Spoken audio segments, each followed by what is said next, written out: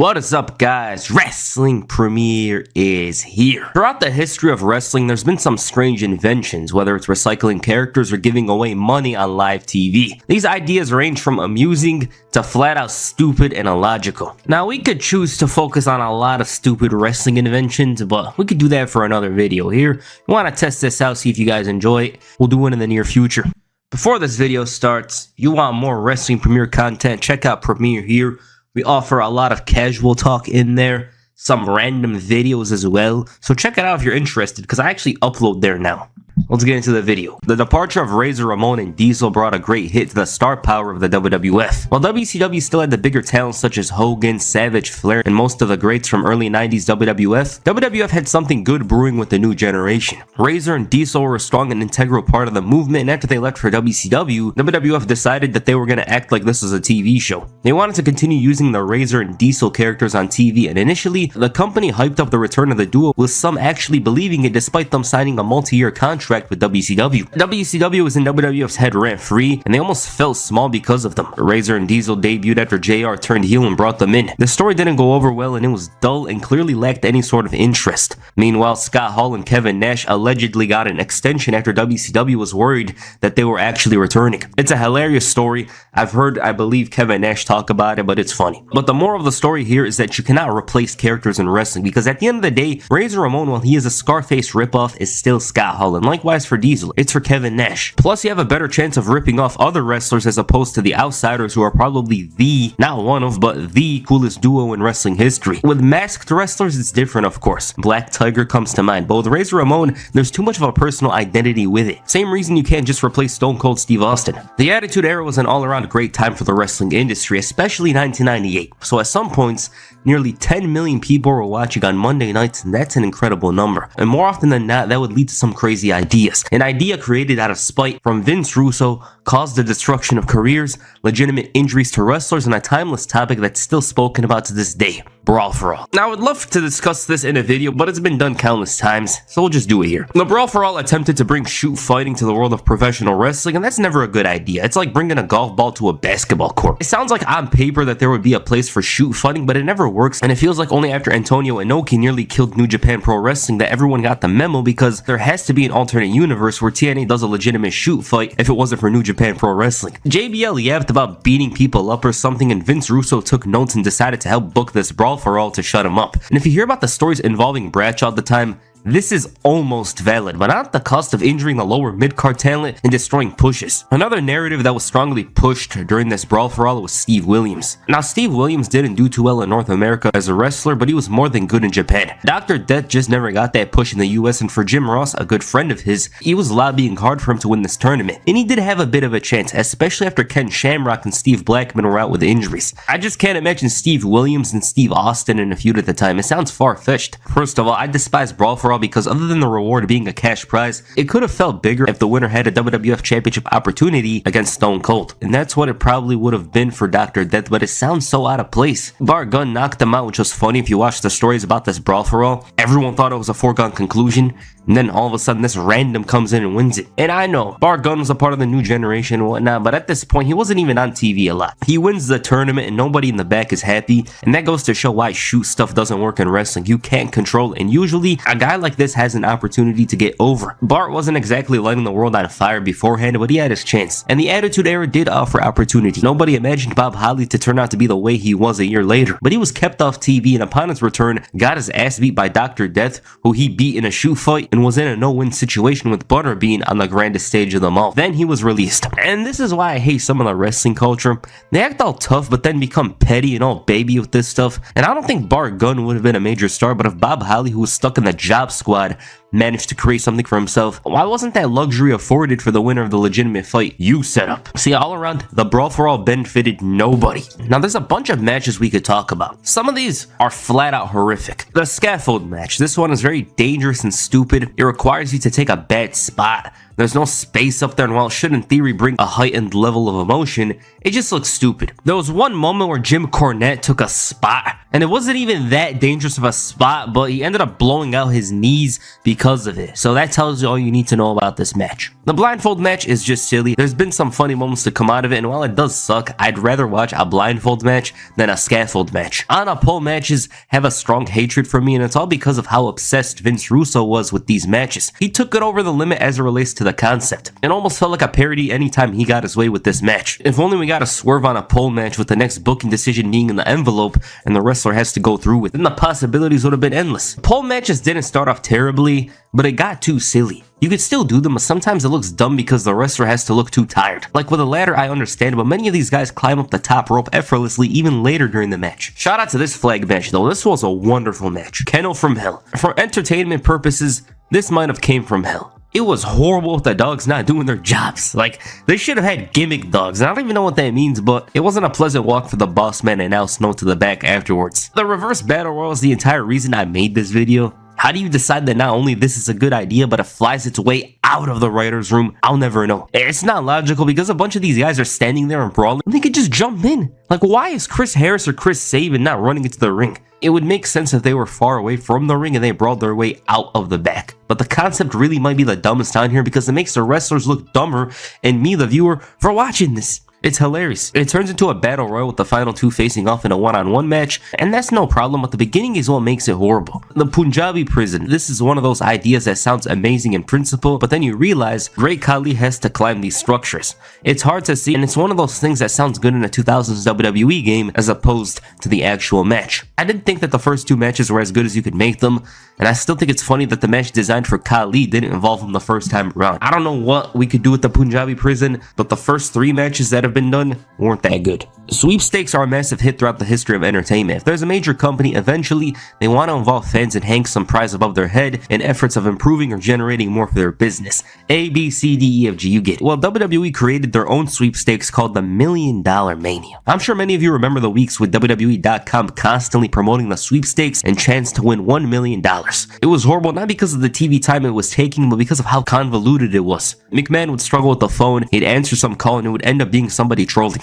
They do it again, he gets rickrolled, and getting rickrolled is fortunately still a thing. I had it happen to me not too long ago on many occasions. I thought it was dead, but it's still around. Good song though. Old man Vince was struggling to get people to answer, and it was so bad that it was so funny. And the guy that did the rickroll still ended up winning 200k, so that might have been the most successful rickroll in history. Although someone might correct me if I'm wrong. The ratings did not increase. Then when they ended the thing, the set fell onto McMahon to create a new story, which was hilarious with the show losing its control, leading to Mike Adamle becoming the GM. But all in all, the $1 Million Mania is a horrible idea. I don't think it's as horrible as the other ideas in this video, but when you look at the whole thing all around, it was a massive failure. WWE was always messing around during this time, even though the ratings were consistent. They weren't amazing, but it was stable. 3-2 to 3.5, with 2009's average being 3.5, but from 2008 to 2011 it was hovering around 3.2 to 3.5. WWE decided to do a new concept: guest hosts. Now, celebrities felt like a bigger deal back then than now, but even then this idea wasn't all that good because what are the chances that said fan of celebrity ends up becoming a WWE fan? The guest hosts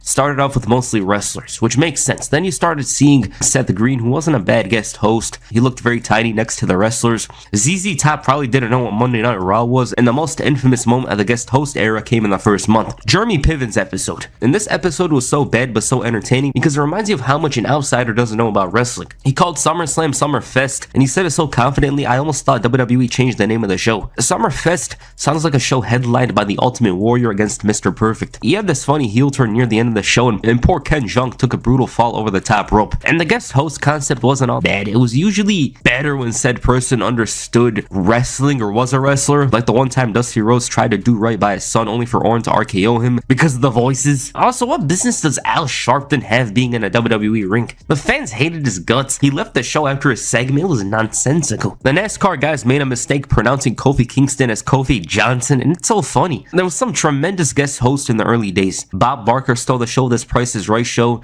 Jericho played ball here and it made for a great episode. The Osbournes was a good episode, but I think the best of the early episodes was Jesse Ventura. He elevated the show, made the World Championship look like the biggest deal just the way he'd promote it. He'd call it the Heavyweight Championship and hype it during the show. Mike Tyson was good, William Shatner, but the guest host thing wasn't good. There was some random segments going on that were awkward. The Bella Twins were booked like they had no pride, always jumping onto the random guest host. They were bandwagoners, and most importantly, it did nothing to help WWE's ratings. What's crazy about all of this is the fact that when you look at the ratings from 2008 to 2011, the guest host did not fall. Listen, I think 2010 WWE sucks, but anytime someone talks about it, you think it was like the lowest point from a rating standpoint. Quality was bad, but people still stuck around. I scrapped the video about the guest host era because I kind of found it a waste of time. I don't know if you, the viewer, would care about a random appearance by a mostly random celebrity or they mispronounced WWE or something, but I just lost interest in it. That would have to be a mega long video if it were to ever happen. This is a concept that I personally was excited about upon its announcement, the 24/7 Championship. The title was a flashback to the old Hardcore Championship, and it was a concept that had potential. Mick Foley introduced the title, and it almost promised to bring an unpredictable feeling to Raw, which was much needed. But the issue with this title is that it was not that valuable.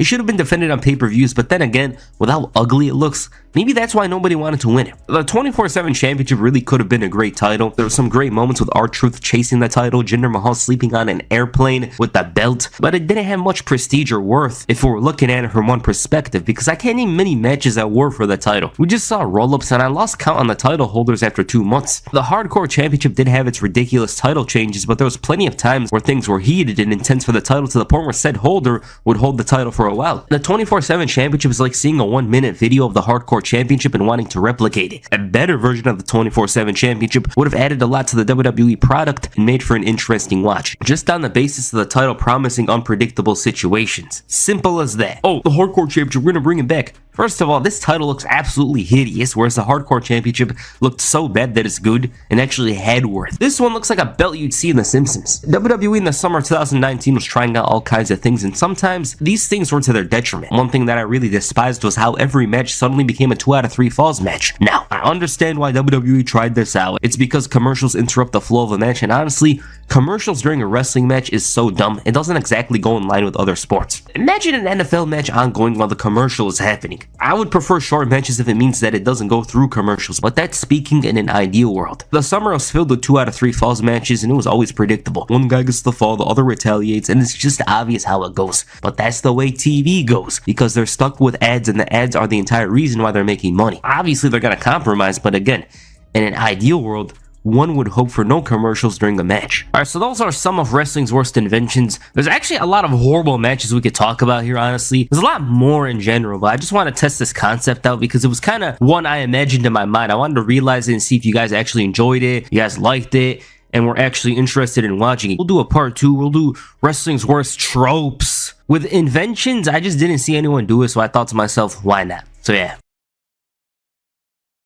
Every once in a while, the WWE experiences a huge surge in injuries. It's mostly coincidental and not from any significant changes. Wrestling at the end of the day is a very physical form of entertainment, not to mention that most of the roster doesn't have time to nurse those small injuries. So it's always possible to develop something worse, also driving your mental health to the ground. There's a reason they say that it's not ballet, because it isn't. And it's super rare, but there's a small amount of times that many talent of the highest order get hit with a bad injury. It sometimes happens at the worst time, seeing as it might be a bad time for the business, or it's WrestleMania season. 2007 is always going to be the most controversial year in WWE history, for plenty of reasons. It was very cursed after WrestleMania, and at times it seemed never ending, as if this misery will continue on and on and on. It's funny because in early 2007, it seemed like the WWE was shaping up one of the most stacked WrestleManias ever. And while it technically ended up as that, it was about to be much bigger. 2 major talent at the time that were in world title matches the previous year were out with injuries: Rey Mysterio and Triple H. Rey was out since October of 2006, having to recover from a bad knee injury. I think Rey had surgery 5 times on his left knee, constantly mentioned that in the commercial,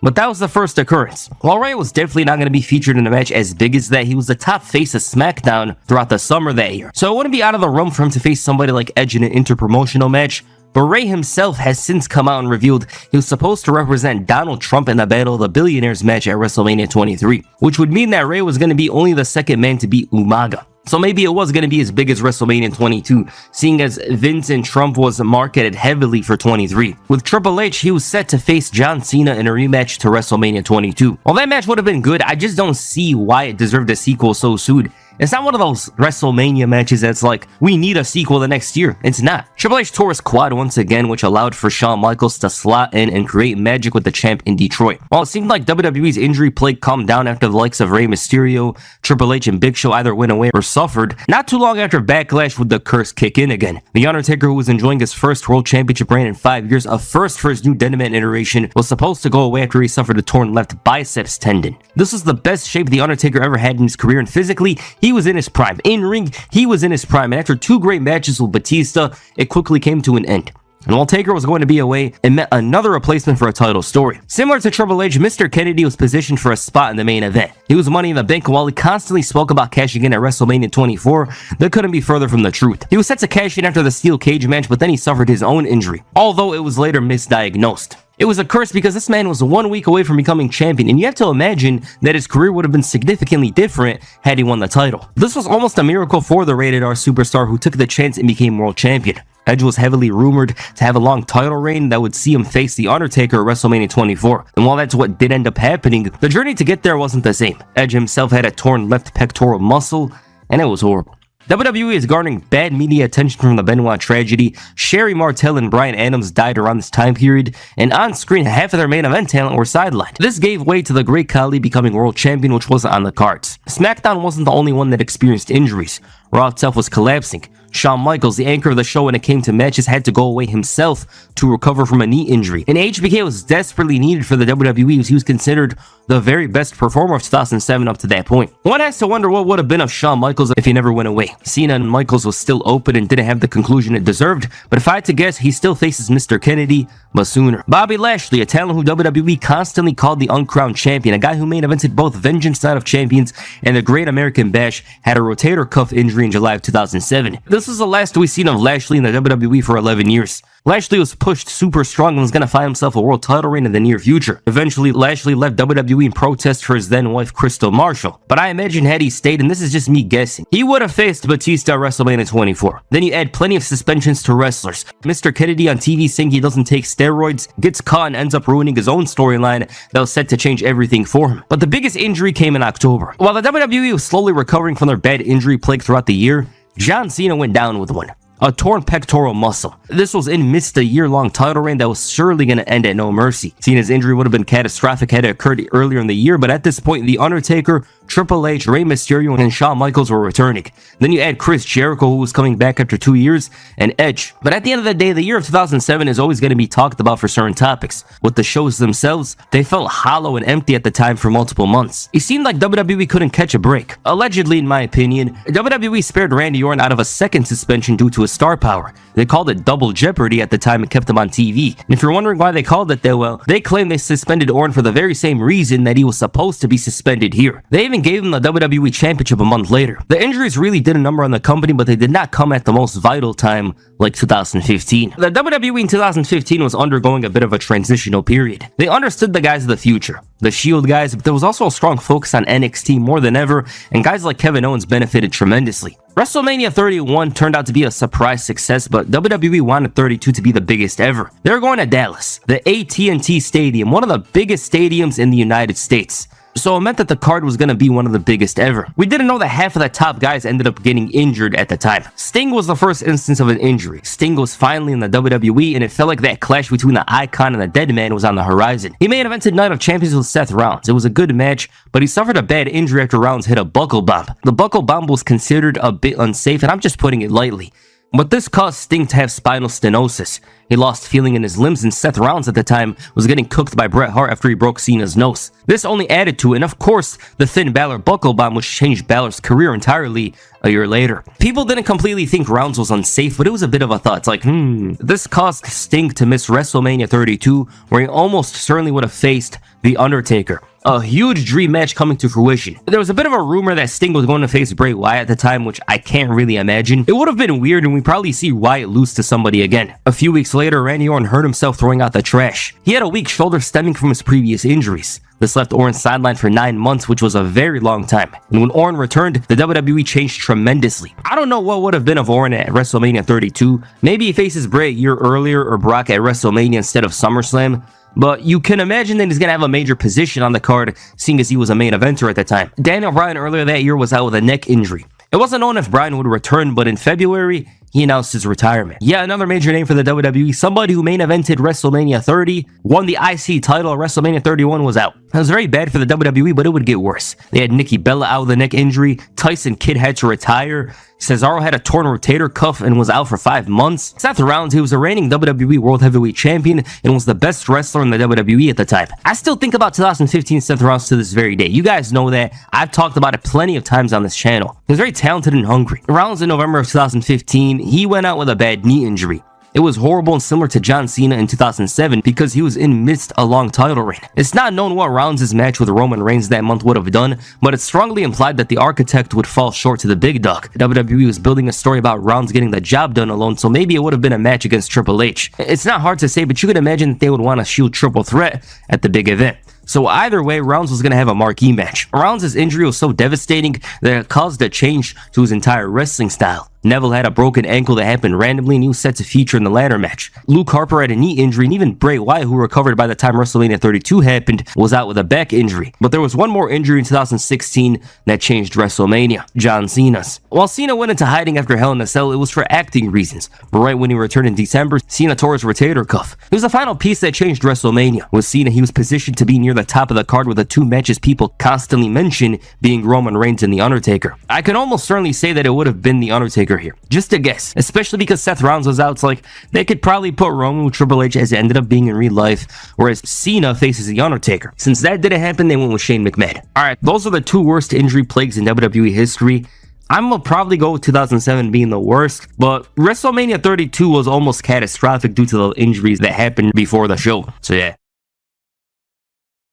When it comes to the Elimination Chamber, it has become a staple of WWE's pay-per-views because it's a simple obstacle for the wrestlers on the road to WrestleMania. It makes too much sense to go through hell before earning the ultimate opportunity to compete at WrestleMania. Sometimes the shows are good and others, well, they remain a staple of history for all the wrong reasons. Now, this is a test video for a WrestleMania concept, but we'll see how this goes. The 2010 edition of the Elimination Chamber was the first as a pay-per-view event. WWE figured that fans would pay more for match concept shows. They learned that was further from the truth, but while 2010 was an average show, it featured the wildest or worst entrance you'll see for an Elimination Chamber match. The Undertaker was set to defend the title inside the chamber during the main event, and everyone expected a normal and casual entrance. And Undertaker himself did as well, but it turned out one of the pyro guys pressed the wrong button and scarred him with burns. Undertaker used to wear this alternate version of his jacket, which you might be familiar with, but on this night, he made the right decision of wearing his usual jacket, and he was enraged, so pissed off because this wasn't even the first instance of Undertaker being uncomfortable with flames. He suffered first and second degree burns but still rolled on to wrestle in the big main event. The anger was on full display at some points during this battle, and the pyro guy was fired before Undertaker even got his hands on him because he was practically a dead man walking. But it also shows you the level of commitment the Undertaker had, because I didn't know about this until years later. Turns out the pyro guy was a Kane fan or something. But it's all good now. Had he worn his other jacket, well,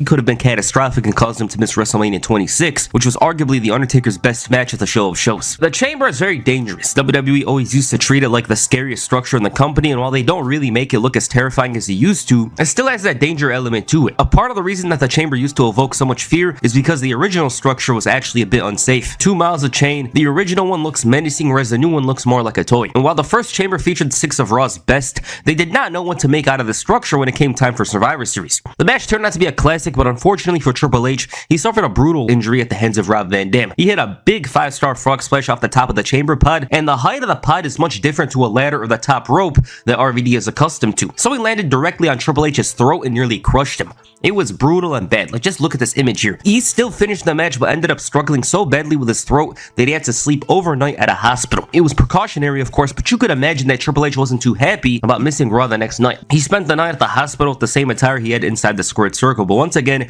Triple H is a tough SOB. The quote of his about this still stuck to my head, and obviously he's talking in storyline, but still. He said, quote, "I spent 48 hours sitting in a hospital bed, and more importantly, I lost the World Heavyweight Championship. Now, while many consider this the best match in the history of the Chamber, it also featured quite possibly the worst damn attire to grace an Elimination Chamber, the Shawn Michaels one. HBK made a huge return only 3 months earlier and was fully considering a full-time return to the Squared Circle. HBK was in a situation where he was feeling it out, and Survivor Series did a lot to solidify his decision to stay around. But the topic of discussion wasn't only about his title victory, but his attire. And naturally, HBK has some of the best attires on the entire roster, except for Survivor Series 2002. For one, he cut his hair short because he wasn't expecting a match at the time. Then you add the brown attire, and the guy did not look like a wrestler, the flamboyant, arrogant, heartbreak kid of the past. A huge issue with this attire is that it looks generic and unfinished. Listen, we could go back and see iconic attires HBK used to wear just for an episode of Superstars, but this will always stand out because it's insanely bad. He couldn't get his gear properly, but he also looked like a high schooler from the late 90s. He looks like a character from Boy Meets World. Had it been complete, I still would have hated it probably because the brown isn't exactly a great attire for HBK. It looks very generic. Maybe they were going to add hearts, the BK to the H, which was in the back. But Shawn Michaels looked like a bit of a joke. RVD almost broke Triple H's throat and closed his breathing circuit, so maybe it was the least of the issues that this match faced. I would even say maybe. People still talk about this attire to this day, but his look on the next round might be worse. It sucks, and it was so bad that Shawn Michaels brought back the Hearts at Armageddon a month later, and that might have been the best decision in this return. Alright, the worst Elimination Chamber show has definitely got to be 2022. A train wreck of a show wrapped in horrible booking decisions, a terrible spot involving Madcap Moss nearly breaking his neck with Drew dropping him head first, a dull undercard nobody remembers. And sure, the women's Elimination Chamber match was decent. I wouldn't even say it was good. But other than that, this show did not have much to rediscover. Goldberg faced Roman Reigns, which I completely forgot about. There was Becky and Lita, but the main event is what's remembered and a prime example of WWE doing WWE things. Brock Lesnar eliminated every contestant in that match while Bobby Lashley, who was champion, had to leave his chamber pod due to injury. It was nonsense. Brock, within 80 seconds, eliminated Seth Rollins, Riddle, and AJ Styles. Nobody had a chance, and it was done so they could unify the titles again. And that brought them plenty of problems later on. So when you look at it, this caused a lot of long-term damage for the WWE. Elimination Chamber 2022 in my book is the worst pay-per-view for the Chamber. Neither Chamber match reached 20 minutes, which is absurd, and there's nothing that makes you want to go back to this event other than the fact that Brock Lesnar competed in his only Elimination Chamber match. December to Dismember is often remembered as one of the worst pay-per-views in WWE history.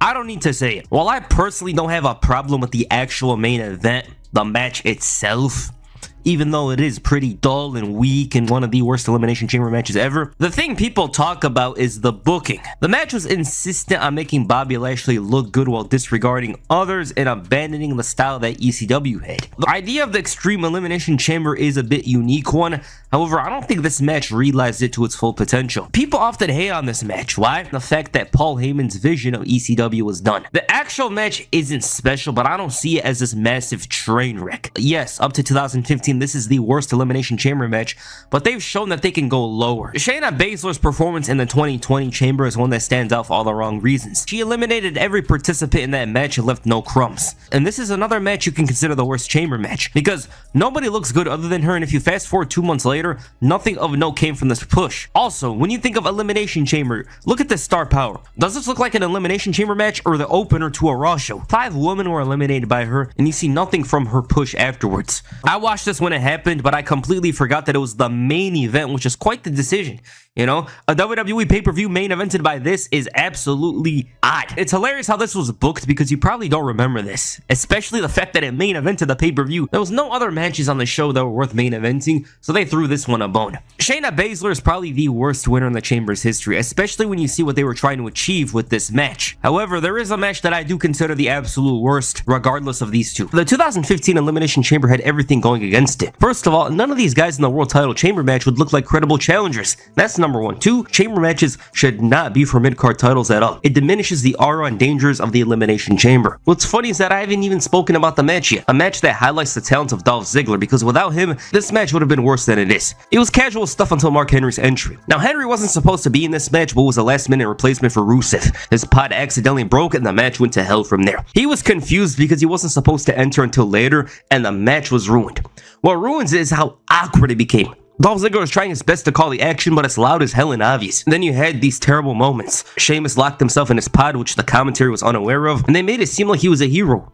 You know, when he came out, even though he locked himself in. But the moment with Mark Henry was just odd. And the reason why I say that is because Henry was experienced for nearly 20 years up to this point, and he himself had been through awkward moments. You can't really say what was going on in his head during this moment, but the pod breaking sent this match into a bad descent to the point where nobody even remembers who the winner was. It was Ryback, by the way. With regards to decisions, there's not many glaring obvious ones barring one. Goldberg in 2003. While I contend that Brock Lesnar in 2022 could be up there, it was very expected by that point for the match with Roman Reigns to involve both titles. With Goldberg, he was leaving a trail of destruction in his path. Very dominant and menacing, and while his booking could have used some pointers from WCW, it wasn't gonna matter all too much as long as he reaches his final destination, the World Heavyweight Championship. And originally, Goldberg was gonna face Triple H in a singles match at SummerSlam. This was the biggest match that WWE teased during that time. It came with real-life animosity from both men, especially from Triple H, who thought Goldberg was a phony and a wannabe tough guy who didn't earn 10% of what he got in WCW. And WWE knew it was a big money match. Unfortunately, Triple H suffered a groin injury and he was now a Tour de France contestant. Remember we were talking about Triple H being tough? Well, he felt that it was the best interest for Raw to see him continue as champion and fight through this injury. Goldberg at the time was a rogue member of the roster. Rogue in the sense of not adapting well to the WWE. He didn't want to do house show dates, bit of a bad attitude, and it got to the point where Linda McMahon called him a disappointment during an earnings call in June of 2003. The house show thing caused some issues and may have played a part in Goldberg losing, but that match was awesome. Goldberg had his greatest performance in a WWE ring, and I'm not saying he was a master workhorse, but he was the guy everyone expected him to be before signing with the WWE. He smashed through that competition, was a one-man anarchy wrecking crew, raising hell, destruction, chaos, all of that. But then the single sledgehammer ended him. And if there's one night that Goldberg should have won the title, it was here. He was too hot. And I know exactly why they delayed it. It's because of the buy rates for Unforgiven, which did pretty well, but it did cause issues with Build Goldberg. It didn't feel big when he lost the title in December, and there may have been some drama in the back as it relates to him being a failure business-wise. The Australia tour thing, and the drawing power. Because dating back to March of 2003, WWE thought Goldberg would be this incredible addition to the roster business-wise, but looking back to it, a lot would be different if they wrote out the momentum that they tried hard to suppress. Goldberg was stumbling, but he was on the path heading into SummerSlam, and that's all that matters. Every wrestler goes through a low point in their career. It usually sticks out like a sore thumb, and I think for many in this video, you guys will agree with me. We look at their performances, stories, and I think for some of these guys, they had a time that was worse technically, such as The Undertaker in 2017 or CM Punk in 2013, but I have my reasons for choosing other years. In Undertaker's case, it's expected to be rough in your later years. Having some fans begging for you to retire nearly 20 years earlier surely stands out more. When The Undertaker returned in 2000, he was revitalized as the American Badass. It allowed for him to incorporate his real personality into his wrestling character, and this was very important to him because of how much he valued riding bikes and just being a guy from Texas. Undertaker during this run was mostly high. He has great reactions upon his return in 2000, being the foil to the McMahon-Helmsley regime. 2001, though, regardless of the American Badass character, just might be his worst year in his entire career. He had some notable matches and performances for good and for bad. WrestleMania 17 was good, but after the show, he just couldn't string together a run. And the worst part is with every match and story, the quality decreases. His matches with Austin weren't the best, but they had something there. There was a bit. But his feud with DDP was a sad tragedy that killed Page's WWF run on arrival. It was such a horrible story with DDP stalking The Undertaker's wife and logically getting his ass beat. Also, he was married to Kimberly. Did he get bored or something? Then the story involved Canyon and a dull steel cage match at SummerSlam. On TV, Undertaker just couldn't figure it out, and some fans,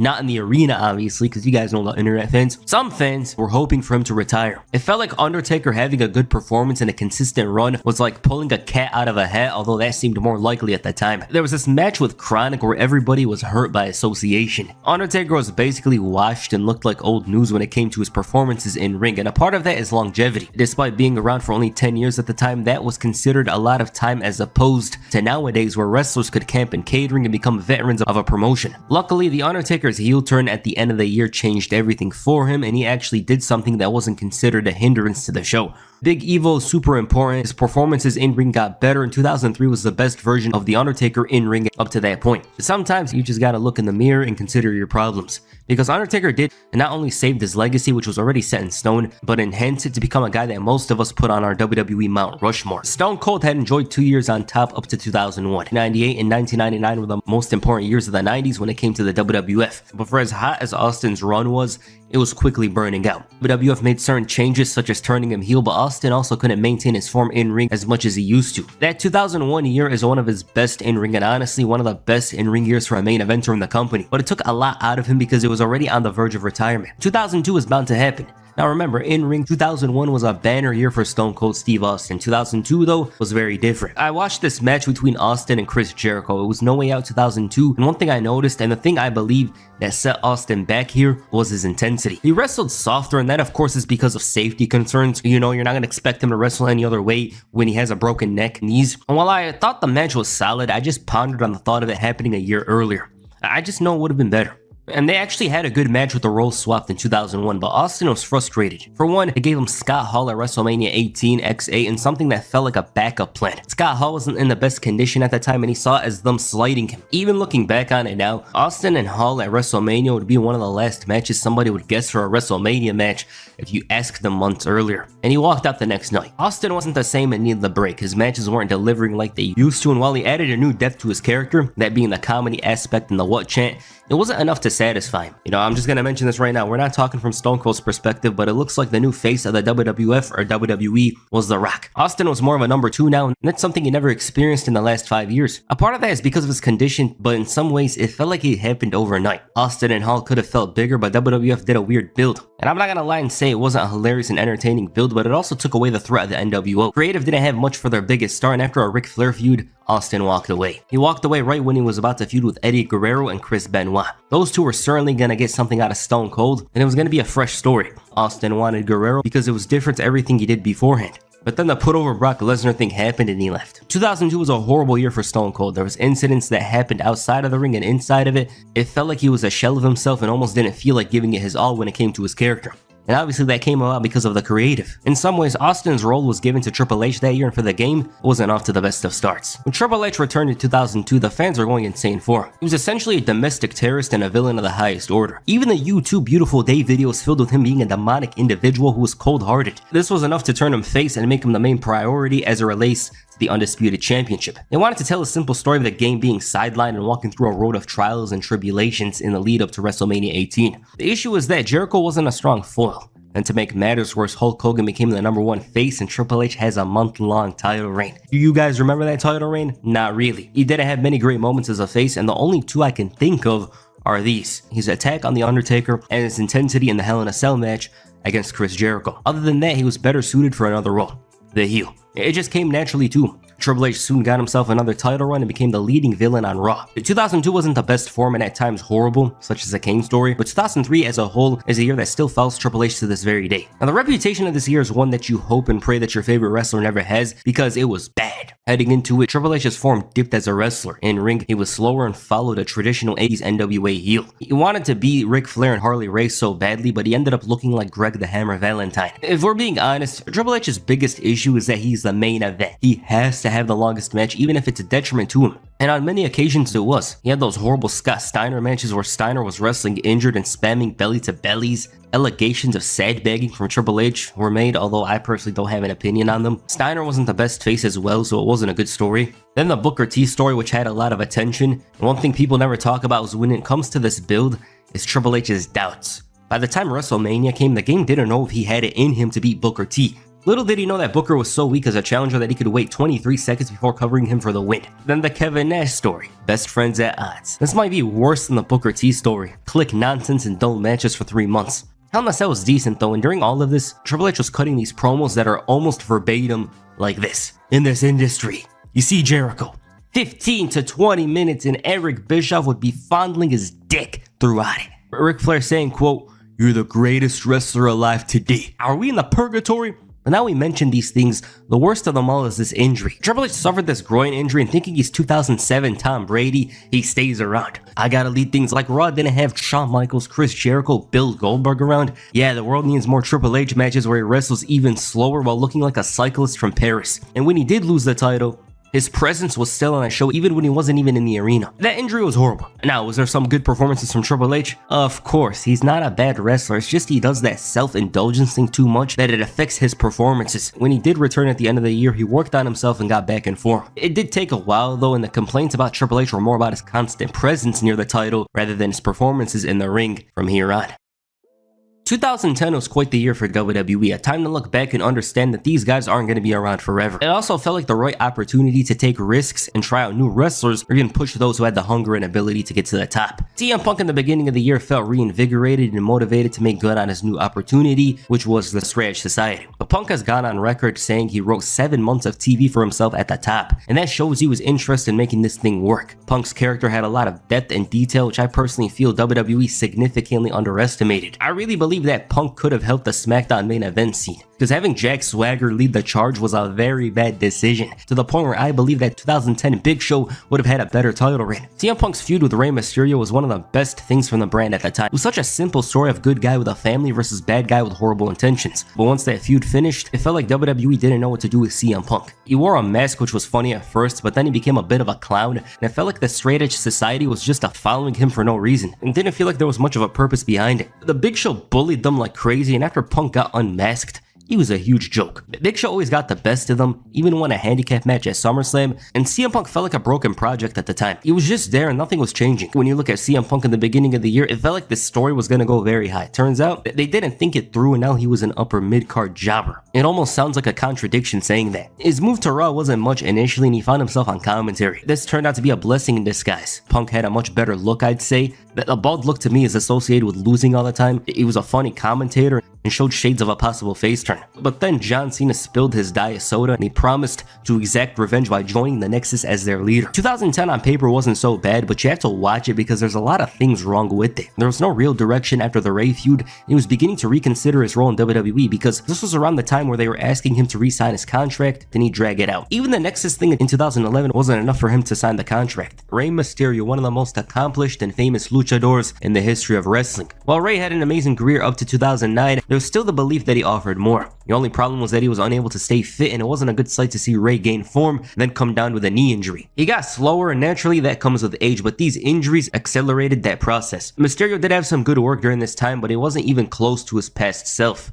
The early 2010s in general was just a shocking time because it felt like everyone was forgetting just how good this guy was. And 2014 was a time that's very unfortunate. It felt like nobody respected him as much as they used to. Rey was essentially cursed when he started to wear that top, and from there until his last WWE match, nothing went well. He entered the Royal Rumble and received boos all because he wasn't Daniel Bryan, jobbed a lot of times on TV, and at one point the fans on the post-WrestleMania Raw booed like this was some commoner. Rey's WWE run ended on a whimper. He suffered another injury, and this time it was a wrist injury. And feeling that things weren't fun anymore, he opted to leave the company. 2014 was a sad year for Rey, but it also shaped his future because he received stem cell treatment, and upon his return to the squared circle, he moved like he was 30 years old again, and WWE made sure to tell you that this guy is an all-timer upon his return in 2018. And we probably wouldn't have gotten all of that if he didn't leave WWE in 2014. He had a crazy run in Mexico, almost had a run in New Japan Pro Wrestling, and if Rey saw the outside world as rehabilitation, then he succeeded tremendously. I really want to make a video on that run because Rey just turned it up a notch and became way better than he was from 2010 to 2014. The Eater of Worlds Bray Wyatt. To say that his career could have been more is an understatement. Wyatt also had the creative spark to create something out of nothing and put himself in big positions. His early Wyatt family run was great and brought a fresh character to that era's WWE. Wyatt unfortunately fell into the role of being a gatekeeper of sorts. There's always bound to be someone that takes the position, but with Wyatt, WWE constantly tried teasing that he's more than that. He always got close, but we didn't know that his moment was right around the corner. Elimination Chamber 2017, a monumental moment for Wyatt and one that cemented his place in the history of WWE. At one point, I think we all leaned towards this moment never happening, but it did, and the craziest part is that WWE's most valuable prize was held by him during WrestleMania season. But this chain of events led to the destruction of Bray's original character. Randy Orton pushed him to a point of humiliation, took his title at WrestleMania, and engulfed the house that brought all the inspiration and fire for Bray Wyatt into flames. The rest of his year was filled with messy feuds. The Finn Balor story had some potential, but saving a few moments, it wasn't good. This leads us to 2018, a year that caused Bray to change course and create a new character to save his role in the company. He had this bizarre feud with Broken Matt Hardy. It was such a weird feud because it felt like those two were in an entirely different world compared to everyone else. This led to Wyatt being reborn and becoming Hardy's tag team partner. It wasn't bad, but the issue is that WWE didn't really want to hear from these two because if you know about Matt Hardy and Bray Wyatt, those two have more ideas than a machine. I think that whole scenario could have been so much more if we were able to get people to listen to our ideas. We wanted Bray because because his house had been burned down and he lost his wife family. We literally wanted him to come here with a stick and a bandana and no belongings, join the Hardy compound, have Senior Benjamin out having him do chores, and have King Maxwell bossing him around. If we could have gotten to those vignettes and done that stuff, I think we could have had some magical stuff, because two characters like Bray was and myself were much more than a vignette team as opposed to going out and having a 3-minute match every single Raw. WWE didn't really care about making the most out of this strange partnership, and after they lost the tag team titles, Wyatt disappeared from TV. 2018 was the most creatively bleak year for Wyatt. They didn't have him on TV at all until The Fiend after WrestleMania 35. He went AWOL, and the only time you'd hear about him was when he'd argue with fans on the internet. It's insane how much of a comeback he made the following year, because looking back only months earlier, it seemed like he wouldn't even sniff a title shot, let alone have a title reign. And I just know for a fact that for many wrestlers,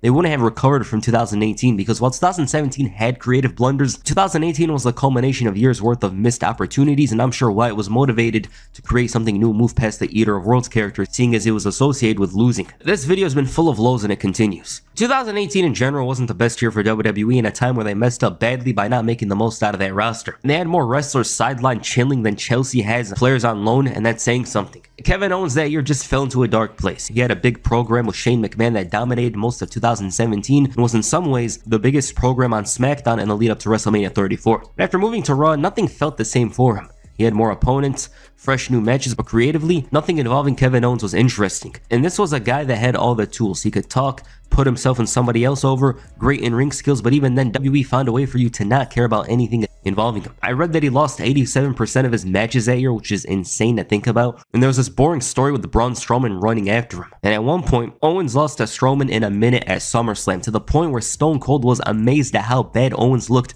during this match. He just couldn't understand the booking. Then he proceeds to tease quitting. That doesn't happen, but an injury gives Owens a merciful end to his year. 2018 was horrible. Owens himself said it in this interview, and I quote, "2018 I thought was a really low point for me in WWE, because I remember I wasn't doing stuff that I thought was as important as it could have been. I thought I wasn't being showcased the way I should be," which is something that everybody at one point in their career is going to go through and feel, right? Nothing against those guys, but literally I was just a crash test dummy. If you're wondering what he's talking about Bobby Lashley and the Braun Strowman matches. I did very well because I gave everything I had into it, but it also took a toll on my body a lot, and at the end of 2018 I was like, I think I need some time off, because I wasn't enjoying any of it. 2019 didn't start off well for him, but when he completed his face turn in the summer, he was in a much better position. The Architect, Seth Rollins. Rollins to some is seen as the best member of the Shield. He had his best year with 2015, and it seemed like he was about to fly higher, but that ACL tear took the wind out of his sails. Upon his return, Rollins was stuck in the shadow of his previous self, and it was a weird time for him, because other than the Triple H story, he had nothing going for himself. And that story was very important to close, because it was over his head for 2 years. Now that he was past it, he didn't have much, which is the issue. 2017 wasn't the best time for him, and it felt like he had to relearn how to play the good guy. 2018, on the other hand, was seen as a special year in his career and something he's proud of. Monday Night Rollins, the man that held it down in a time of uncertainty on Raw. It seemed like as good as 2018 was for the Architect, 2019 would be that special year for him, and one that would close the debates of 2015 being his very best. On paper, the year just might have been his best. He had a great start with the Rumble win and a big feud with Brock Lesnar. The Beast Slayer Seth Rollins, you guys remember that? It was a great time to be a Rollins fan.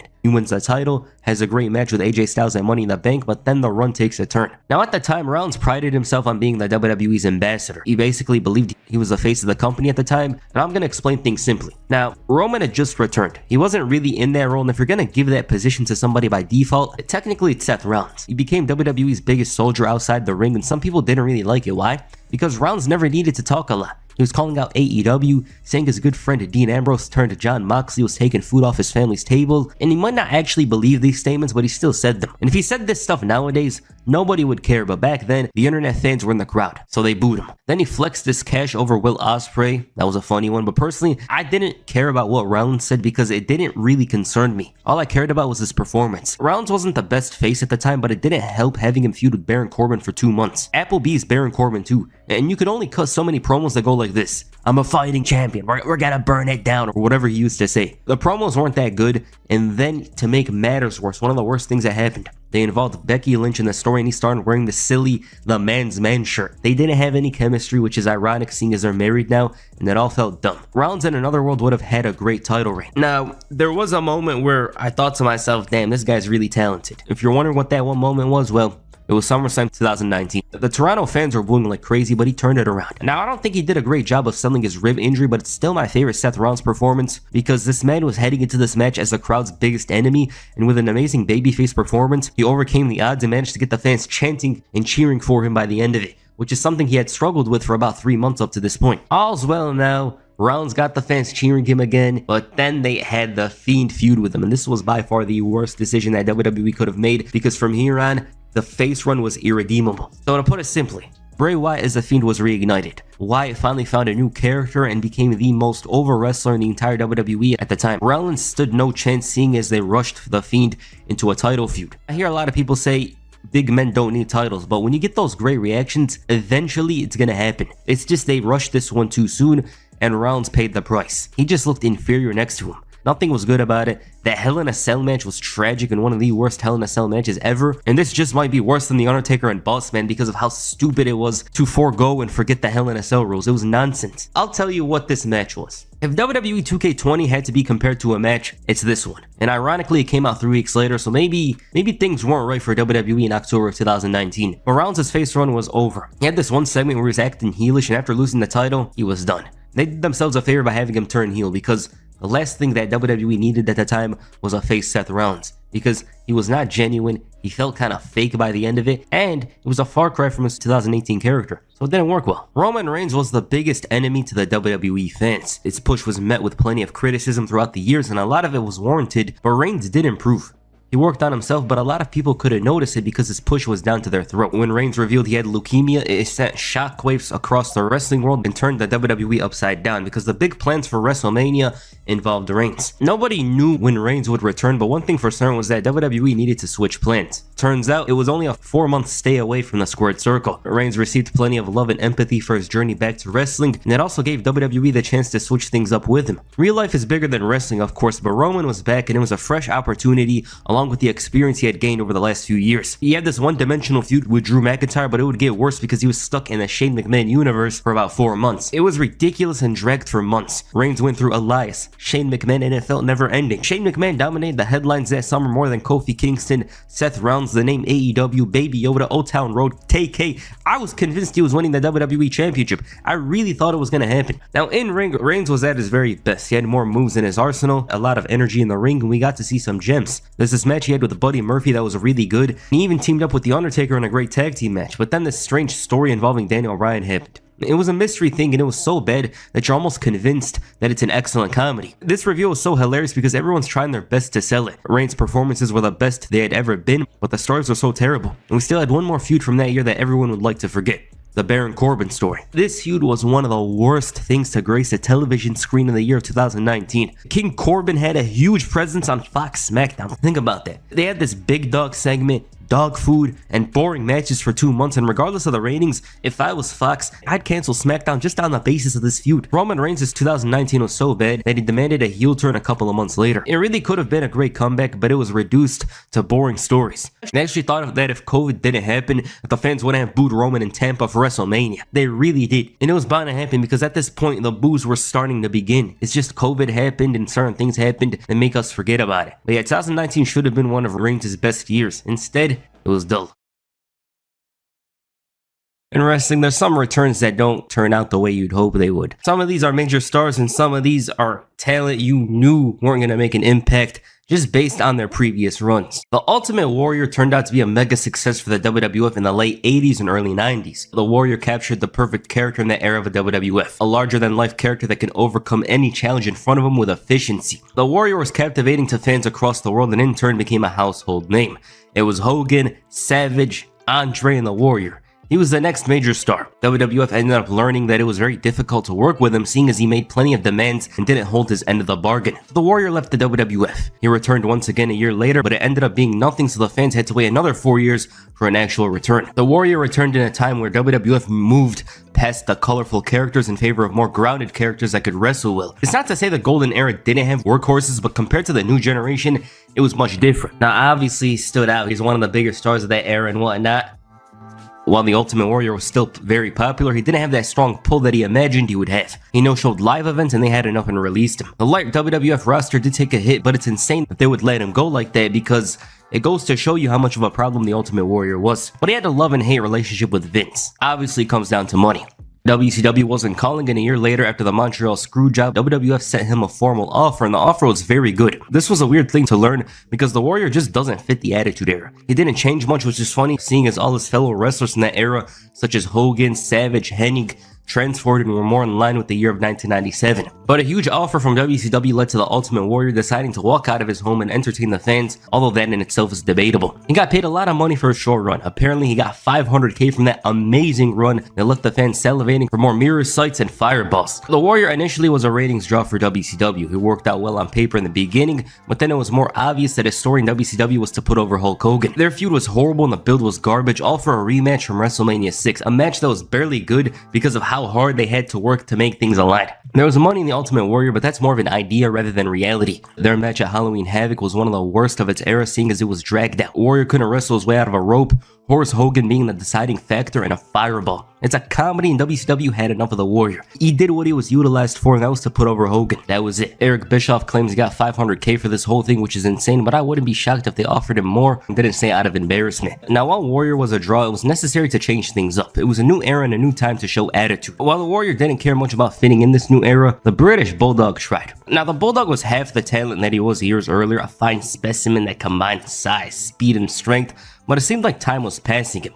He was developing a bad drug habit, and to make matters worse, he suffered a rough injury, and WCW in April of 1999 decided to release him while he was sitting in the hospital. One of the most classless things you'll hear about in this video. He was considered retired due to his injuries, and here WCW decided to do the good old FedEx method. In the hospital's good family friend Owen Hart visited him. This conversation sparked inspiration and motivation for Davey Boy because he talked about the potential of them teaming up again in the WWF. Owen assured him that he would try and get him a job in the WWF on the chance that he recovers. Unfortunately, Owen died the following month, but there was the opportunity for Davey Boy. Owen's death was tragic and one of, if not the darkest things that ever happened in a wrestling ring. It was a bad time for the Hart family altogether. Davey Boy in particular was held by string and tape, and he was in a horrible condition. The worst condition up to this point in his career, and that shouldn't be understated at all. He returned and wore jeans to the ring, and we're just gonna say, the British Bulldog looked a bit out of place in the WWF initially, but then he started being the sleazy and dirty heel. The issue was that he was unable to actually wrestle well. It was beyond his prime, and the return was so bad because the stories themselves weren't that good and the Bulldog was all over the place. Plus, that feud with Rock showed just how far the Great One was ahead of most of the roster at the time. The Bulldog was smoking crack and other things, shooting up stuff in his arm and going through a divorce while at the same time having the worst performances of his career. The Bulldog wasn't in a good place in his career. He won the European Championship, the Hardcore Championship, but even then there's nothing of substance from this WWF run. Now, this is not a run in itself, just want to mention that. It's similar to another part of this video where I mentioned just the return itself. Fresh off a great run in TNA, a run that saw Christian capture 2 TNA World Championships, or at the time the NWA World Championships, he felt reestablished and felt like he was ready to come back to the WWE. There was a lot of big plans in motion for Christian upon his return. One of them involved a feud with Jeff Hardy going into WrestleMania 25. However, after plans got leaked, and remember, WWE doesn't care sometimes if plans got leaked, but in this case, they did. They decided to scrap plans, and instead of having Christian come in as a dastardly heel that was out to make Jeff Hardy's life a living hell, he returned as a face. That's fine and all, but he returned on ECW. At the moment he returned on ECW, Todd Grisham sold it like it was absolutely nothing. It's Christian! Yeah, as if this guy didn't go reestablishing himself, working hard. And in addition, kind of made Christian seem like a random. You know, it's like, oh, it's Christian, as if he was here last week or 2 weeks ago or whatever. They sold it like it was nothing. He did have a good promo afterwards making fun of Jack Swagger and all, but this return didn't set up Christian very well. He did good for himself that year, was one of the best in-ring performers in the entire WWE, but it's unfortunate that people look at this return moment a lot more than they do for his ECW run. Also, apparently the boss told Todd Grisham to not react like that. He really had it out for him. It's so weird, he had it out for him, the blue dot thing, but at the same time, he pushed him later on. It's a very confusing thing. I just never understood it. A former member of the exciting Too Cool, a team that brought joy and excitement in the later days of the Attitude Era, Grandmaster Sexay. Brian Christopher's career didn't go the way everyone expected, but he was still an important part of Too Cool. But looking at his return in 2011, you wouldn't feel such a thing. This return is one of the most embarrassing and saddest things I'll ever see, and a part of that is because of the PG crowd. Now, at the time, the fans didn't know anything from the years before 2007. It was just John Cena, Rey Mysterio. That's all they knew. And while Too Cool was a notable part of the later days of the Attitude Era, a lot of these fans didn't know who somebody like Mr. Kennedy was. So what makes you think they'll know Brian Christopher? And they didn't even use his ring name as well. It's a very sad situation on a personal level because this guy was a former tag team champion and he came out to crickets as a small part of the Cole and Lawler story. Very often WWE brings back an old name and sometimes they're in a much better position when compared to their previous run. A-Train left WWE and found a place in Japan. He wrestled in All Japan Pro Wrestling and most importantly New Japan Pro Wrestling as Giant Bernard. This was around the time that New Japan was rediscovering its identity, and similarly for A-Train, that was the same story. He did well for himself and was IWGP Tag Team Champion on 2 occasions. One with Tomko and the other with Carl Anderson. The partnership with Anderson was highly praised and considered one of the best tag teams of 2011, but it was time for him to come back to the place he made a name for himself. WWE. Now everything about this return wasn't well thought out. Tenzai in some ways could have worked as an upper mid-card heel, very similar to how he was as A-Train, and the gimmick was too far away from who he was, and upon his debut, he came out as a strong representative of Japanese culture. Goes by the name of Tenzai. While sometimes it's good to change it up, he would have been better off as A-Train but more mature in having experienced Japanese wrestling and learned more. Instead, he comes out, gets made fun of by the fans and called Albert. His attire looked like a diaper. It was different to what he was in New Japan. Obviously, you don't expect him to be some main eventer, but I think that Tenzai's return wasn't set up to the best of its ability. He did beat John Cena at one point, of course CM Punk, but I don't remember him wrestling on pay-per-view. Best of all, no matter how hard they tried, he was still going to be Albert at the end of the day. Somebody like Bray Wyatt had this issue a year later, but he fixed it immediately and made husky hairs a relic of the past. This guy, on the other hand, this guy lost clean to 2012 Tyson Kidd after only 3 months too. You know how bankrupt you have to be to lose to this version of Tyson Kidd? WWE didn't set him up great, but sometimes the talent doesn't have it in them to be extraordinary. I will say though that Tensai dancing with Brodus Clay was the start of an old meme. I remember back then any dominant heel debuting would come with worries from fans about John Cena burying them, and 3 months later, they'll be dancing. His poor manager Sakamoto was getting beat up weekly for any small inconvenience, even if he wasn't to blame, which was 90% of the time. And I think Tenzai should have realized that no matter how many repackages he had, he was still Albert, and that obviously meant losses should come natural too. Even if it was to Tyson Kidd, it's like the roster collectively realized, hey, this is Albert, and judging by the past, not many were scared of Albert on the roster, but seriously, it's crazy how this man went from John Cena and CM Punk to being under Santino Marella in the pecking order. John Cena's United States Championship run in 2015 was a breath of fresh air. It was a massive change for Cena and enhanced his legacy. It wasn't just about a springboard stunner and a code red, but Cena showed he could keep up with the younger talent. I think Cena was a strong influence in bringing that famous WWE style to prominence. The matches where they'd go all out. Cena, Cesaro, Rollins, Ziggler, Bryan, and I was hooked with the action. You can't tell me that the in-ring action of 2010 is the same as 2015. 2015 was probably the best TV match year in a long time. So you see a run like this for John Cena and wonder, who's gonna end it? The run was great, but somebody's gotta end it. And they did. Hell in a Cell in Los Angeles was home to the conclusion of John Cena's United States Championship era, and it was very unfortunate to end there, but it had to. You had Dolph Ziggler, Neville, Kevin Owens, The New Day. They decided on Alberto Del Rio. He made a surprise return after having a strong run in Lucha Underground, and the weirdest part is that he was with Zeb Coulter. He's with the executive head of ICE here. They're a duo now apparently, and that was enough to give him the win. Cena lost the match in under 10 minutes, which is incredibly deflating seeing as we saw this man show great resiliency and resolve in his matches. It never rose up a certain point, but at the same... Alright, that sounded weird. The match never rose up a certain point, but at the same time, it showed that Del Rio was a massive threat. To take out Cena like that showed that he was efficient, and contrary to popular belief, this decision wasn't hated as much as it is now. Some people actually liked it a lot, and he had a great reaction upon his return. But if you ask me, I would rather see Ziggler or one of the New Day win it here, seeing as Cena fought against them multiple times in the weeks leading up to Hell in a Cell. Hell, I'll even take Cesaro. But if Del Rio's champion, surely WWE does their best to make good on him. He was one of the biggest Mexican stars and one of the bigger stars outside of WWE, and he came in here beating John Cena with ease. Well, about that, the Del Rio superstar shine lasted as long as Sin Cara's push. The guy that beat John Cena was a thing of the past after only a week, and he became a regular US champion. There was no follow-up, and the match quality along with the title's prestige decreased tremendously. The US title suffered in 2008, and you'd look crazy if you mentioned the last champion was John Cena. You mean the 15-time champion? Him holding this piece of gold? You could say Del Rio winning was the problem, but an even bigger problem was the belt going nowhere. This is gonna sound a bit crazy, but I think whoever Cena lost to should also have been a candidate for the world title as well. not just the US Championship. Del Rio held the gold, had forgettable performances, was outshined by Ambrose, Owens, Ziggler, Neville, and Cesaro, and in addition, for all that good work you'd hear about from Lucha Underground and AAA, it was nowhere to be found. Guess it's hidden with my $1 million somewhere. This guy was a part of this League of Nations, and the League of Nations is a great concept. It almost feels like the wrestling equivalent of the UEFA Champions League. Many greats from many countries, all under one umbrella. But after Roman was done with them, they were the wrestling version of the Conference League. He beat them so bad, they were practically a G League faction. If I had to guess, they wrestled on main event. Del Rio was in limbo, as were the rest of them in the faction. The only person who would consider them a threat is a toddler. They saw the lights more than the sun. Winning was a foreign concept to them. We could go on and on with the League of Nations. They didn't have a good diplomatic relationship with winning, but at the end of the day, Alberto Del Rio's run was done. He did nothing of note. At one point, he was drafted to the SmackDown brand and main evented his final match, which was before SummerSlam, and he ended up disappearing. I just despise that John Cena one. Even if it was Stardust or Jimmy Uso, ride out the run and then assess the results. No, we're gonna have Cena lose and do nothing of note with the winner of that match.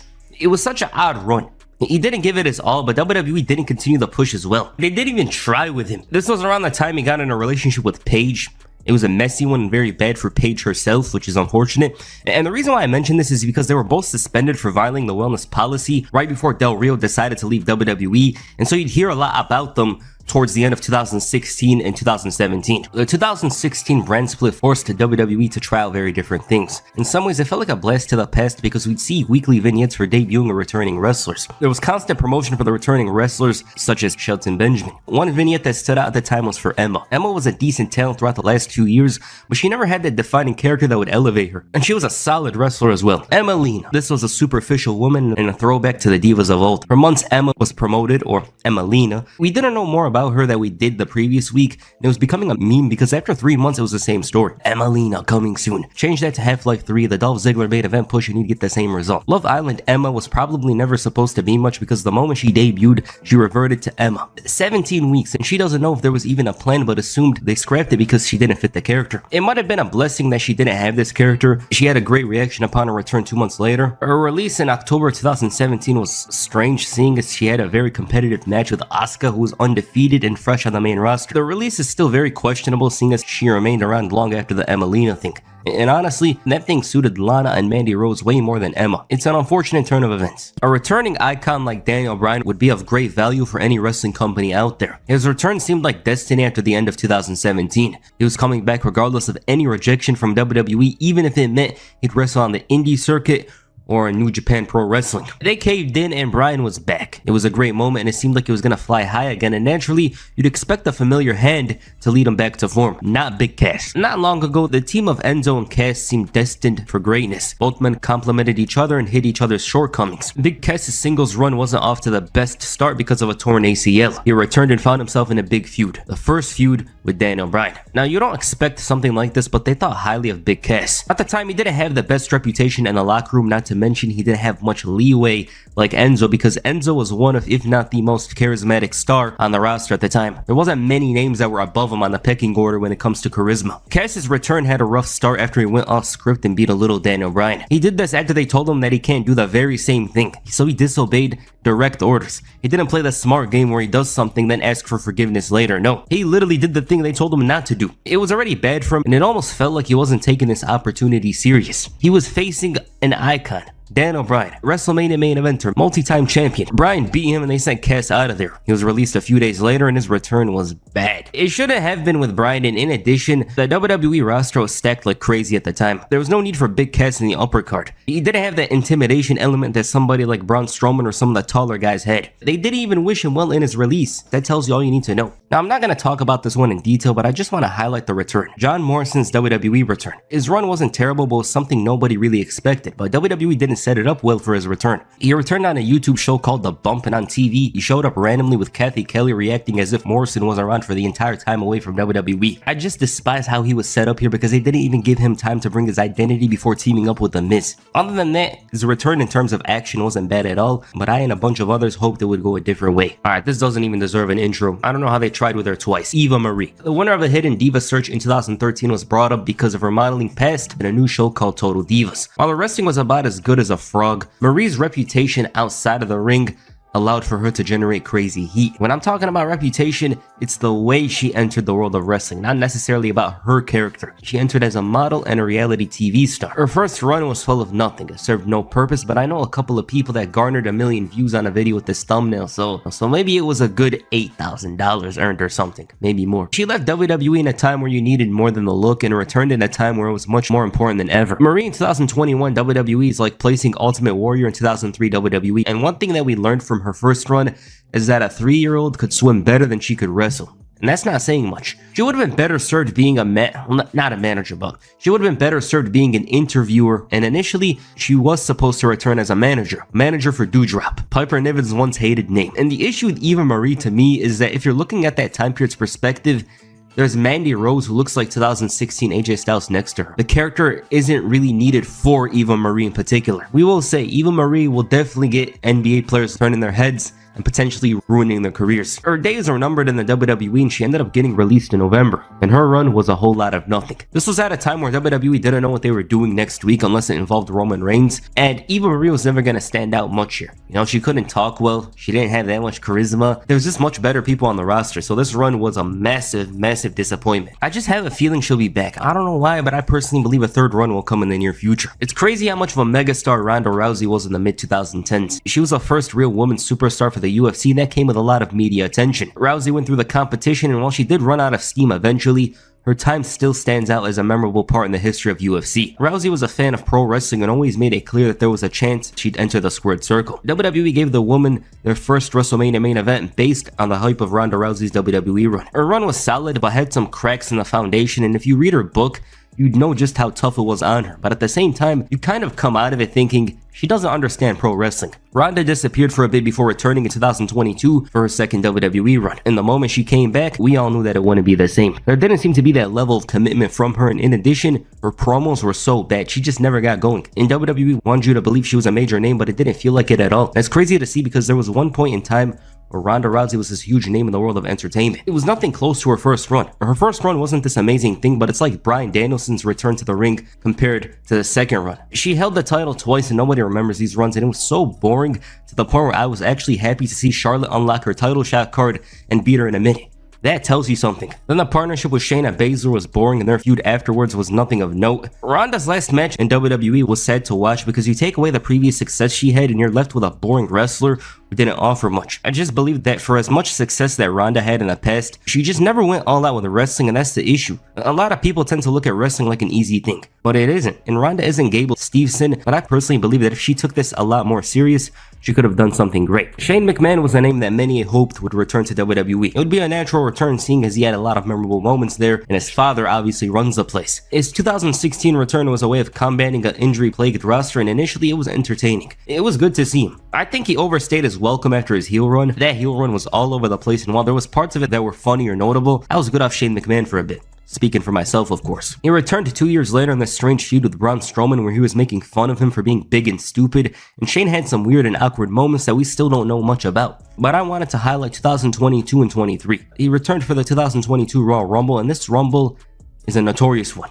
It was the Rumble that was considered by many, including me, to be very boring. He returns, has a moment in the match and goes out. Then the next day, we hear stories about him having an ego trip and wanting the match centered around him. There might be some truth in this, seeing as Shane was supposed to feature in the WrestleMania stories at the time. Apparently, he was changing up a lot in the match plans, and far too much for Bad Bunny to understand. And it might be annoying for a regular wrestler, but for a celebrity, changing things like that on the fly is like asking them to code an app. They didn't care about keeping him around as a top talent. He was shunned and exiled from the family, even though the rumors going around was Shane facing Seth Rollins for WrestleMania 38. This makes a lot of sense to me, seeing as Rollins was left without an opponent. Shane is the most obvious person if you look at it from this time period. That never happened. He was gone, and it's funny because you never heard stories about him having a big ego. To this very day, I still doubt this story, but apparently it's true. It just doesn't sound right. Fast forward a year later, WrestleMania 39, Shane comes in for a surprise match and ends up tearing his quad, and anything he touched after 2019 was cursed.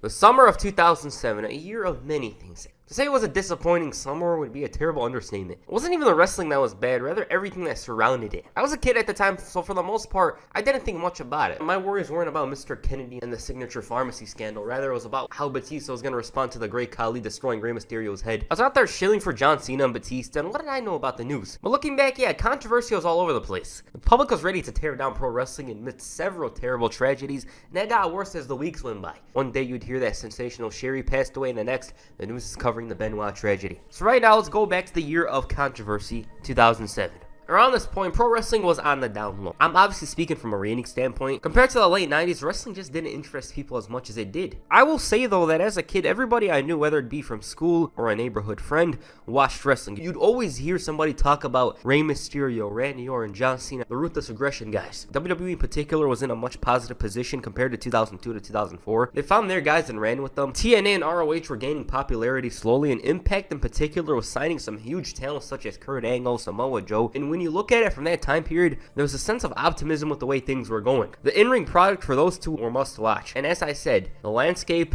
the atmosphere looked cool, but then controversy came calling. Bam Bam Bigelow and Mike Awesome passed away within 1 month of each other in early 2007. Bam Bam was 45 and Awesome was 42, and it went from bad to worse as Bad News Brown and Ernie Ladd passed away within the same week in March of 2007. Then in June, Sherry Martel passed away from a drug overdose similar to Bam Bam Bigelow. Mike Awesome committed suicide at a young age, but all of these deaths were unfortunately overlooked about a week and a half later, because Chris Benoit was reportedly unable to make it to the Vengeance Night of Champions pay-per-view in Houston. This was because of carbon monoxide, according to Benoit himself, and as a result of this, his match with CM Punk was cancelled, and instead Johnny Nitro took his place and captured the ECW Championship. During the original broadcasting, the fans loudly chanted for Benoit's name in light of his absence, and this was removed from future airings on DVDs and the network. As for Benoit's whereabouts, he failed to contact anybody from the company, leading to a police search, and then from out of nowhere, it was reported that Chris Benoit, his wife Nancy, and their son Daniel died. So sudden, people were wondering what was going on. Why did they pass away? Many believed it could have been related to carbon monoxide. Confusion was in the air, and everyone was just so stunned. This was revealed only 4 hours before the special Raw episode in tribute to Mr. McMahon. Instead of having an on-air tribute show, that was canceled, and instead a highlight show in honor of Chris Benoit aired. Now, personally, I remember this episode and just seeing the likes of Edge shed tears. They had on a bunch of Benoit's greatest matches. From my memory, I recall they had the Royal Rumble match, WrestleMania 20, and I just cringe thinking about the tributes, because these were the final moments where everyone held Benoit in high regard. Me personally, I had Benoit's toy. It was the first wrestling toy I ever bought. It was well liked by me, and he wasn't my favorite wrestler or anything like that, but he was a babyface, so I obviously cheered him. So looking back, yeah, it's odd that this man would do something, but I'm not going to over-exaggerate and make a story out of it, because I remember that summer well, and after this week ended, I didn't really think much about this incident because I was young. Now, if it happened later on, that'd be a different story, but here, as I said, it was on to John Cena and Bobby Lashley, Edge and Kane, or whatever was going on at the time. But with that said, the true story was revealed later that night. Many also speculate that WWE had an idea near the end of the show as well. It was being investigated as a murder-suicide during Raw. Hell, William Regal during the tribute show didn't really praise Benoit for anything that didn't relate to the squared circle. In light of this, Mr. McMahon had one of the angriest looks on his face the next night on ECW. He addressed what had become apparent and promised that Mr. Benoit's name will not be mentioned, and that the show will be dedicated to everyone who was affected by this. So WWE brought John Cena to ECW and had him face Johnny Nitro in the opener. SmackDown also featured a bunch of Raw talent as well, and as for Chris Benoit, the news poured out over the next couple of weeks.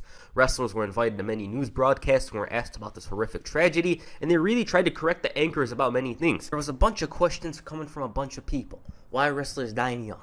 Steroid this, steroid that, roid rage, a bunch of things. Vince himself was on the news talking about how all they're doing is speculating about the steroid thing. Kevin Nash embarrassed them on Fox News, and he was very logical and composed with his arguments, but the problem is they didn't want to hear it. And they were desperate to get the answer they wanted, and after Nash showed them that he ain't going to say what they want to say, they basically cut him off. Have you ever taken steroids? I'm asking you, have you ever taken steroids? I've taken them and I haven't seen it. All right, so we thank you very much for... Turns out Benoit's brain was being so badly. And this, of course, stemmed from unprotected chair shots, headbutts. There's even that quote that he had an 87-year-old brain with Alzheimer. It's not outright believed that steroids didn't play a part. His body contained 10 times a regular level of testosterone, Xanax, and painkillers, CTE. It's a bunch of things, and I'm not going to talk like I know what's up. From one side, you hear Benoit's paranoid. He was a very odd character. If he liked you, it would be buddy-buddy, but if you were the other side, well, that's a different story. This man used to force Lundrick to eat steamed steak, 2 gallons of water, half a gallon of milk, and 16 eggs. And as a result of all of this, that had went on in the past few weeks. Benoit's name was never mentioned again. He was removed from any upcoming DVDs, promotional items, t-shirts from WWE Shop, toys. Nancy Benoit's legacy is not mentioned much due to her association with Chris, and this is despite the fact that she had a storied career. It ain't no exaggeration or fake outcry. Go look at the proof from ECW and WCW. And of course, Chris Benoit was removed from SmackDown vs. Raw 2008. Basically, Chris Benoit is a lesson. His drive and passion for pro wrestling ultimately played a part in his downfall. Harley Race even admitted that he regret inventing the diving headbutt because of the damage it caused himself and others. That's not to say somebody else wouldn't have invented it, but it's a thought that counts. It was shocking that he mentioned Hurricane Katrina, but the crowd was absolutely stunned by that reference as it was only a few weeks after the tragedy. But even though this was the worst of the summer, it had yet to conclude.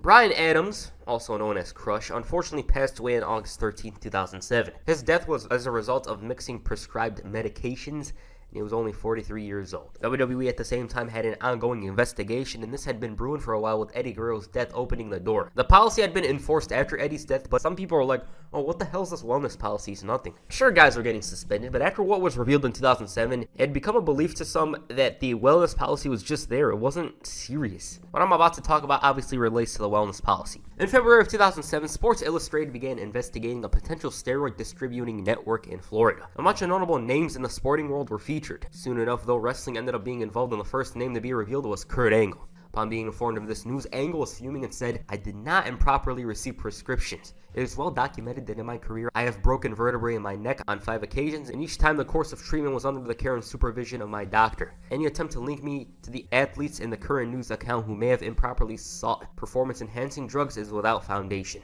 Angle's inclusion on the list was only the beginning because the floodgates opened. On March 19, 2007, Sports Illustrated released an article that claimed several wrestlers were tied to the drug ring. An Arizona doctor by the name of David Wilbert had written multiple prescriptions in between the months of November of 2004 to April of 2005. This relates to a number of wrestlers including Eddie Guerrero, Rey Mysterio, Randy Orton, Edge, and The Hurricane. Oddly enough, these were only 6 of the 11 names. WWE released a statement the next day in light of the media reporting this. As a result of this huge revelation, Edge responded to this claiming that he did indeed use steroids after he returned from injury, as it would, quote, help the bones grow back around the screws and plates that were now inserted in my neck. Edge went on to express remorse over taking steroids and acknowledged his wrongdoings. WWE ended up testing over 20 wrestlers later that week, and the whole situation itself would cool down for a bit, but from out of nowhere, Chris Benoit was all over the news, and it was revealed that he was a customer of a company called MedX Life and Signature Pharmacy, filed the orders. This was in light of MedX Life's owners admitting that they helped customers receive prescription drugs without any medical needs. Then Benoit's personal doctor was arrested for giving out prescriptions, and some of the names revealed from the medical records were Lex Luger, Buff Bagwell, Johnny Grunge, Hardcore Holly, Mark Jindrak, Rey Mysterio, and Chris Benoit. The doctor's attorney, though, claimed Benoit was never prescribed anything illegal. To make matters worse for the situation in general, Congress got involved and asked WWE for information/records relating to the wellness policy, and so they sent them these records that dated back to September of 1998. A few weeks later, they asked TNA Wrestling the same thing, and they were investigating the use of these illegal drugs and steroids in the world of professional wrestling. Making media appearances at the time, Rey Mysterio denied using steroids from Benoit's doctor and claimed that he was there for pain medications. And Mr. Kennedy, well, this is another story. He spoke to The Sun in August of 2007 and said, "I don't take steroids, but I have taken steroids in the past. I never took a lot, but when I was working the independency and I was trying everything I could, I never took massive amounts of steroids, and do you know why I stopped taking them? Because of the wellness policy. Because I knew that having a job with the WWE was way more important than the 10 pounds of extra muscle that the steroids gave me." In another interview with Fox News, Mr. Kennedy was asked if he used steroids. Point blank, he responded no, and this is how it went. You don't take steroids? No. This ended up affecting him in a big way because he was set to receive a huge push being the illegitimate son of Mr. McMahon. It was supposed to be some big-ass storyline, but that wasn't to be. On August 30th, 2007, the New York Daily News revealed a list of wrestlers who received steroids and drugs from internet doctors. 12 men on this list were current wrestlers signed with WWE, and they were Chavo Guerrero, Shane Helms, Randy Orton, John Morrison, Mr. Kennedy, Funaki, Charlie Haas, Umaga, William Regal, Edge, Sylvan, Ryan Adams, who was under WWE contract, Chris Benoit, and Eddie Guerrero. Oh, and there was also Booker T and Chris Masters, who was added a while later, with Batista initially being on the list, but after it had become apparent that he wasn't a client of Signature Pharmacy, was removed. As a result of these names being revealed, they were suspended for violating the wellness policy, and in Simon Dean's case, fired. Multiple reports at the time also claimed that he already had heat and this was the last straw. The suspensions greatly affected the storylines on TV as Umaga lost the Intercontinental Championship to Jeff Hardy. William Regal was written out after taking a beating. John Morrison lost the ECW Championship to CM Punk. Chavo took a grueling beating from Rey Mysterio, and in other places, another Florida doctor was illegally supplying growth-enhancing drugs, and Billy Kidman, who was a client, claims that he was referred to by Bryan Adams.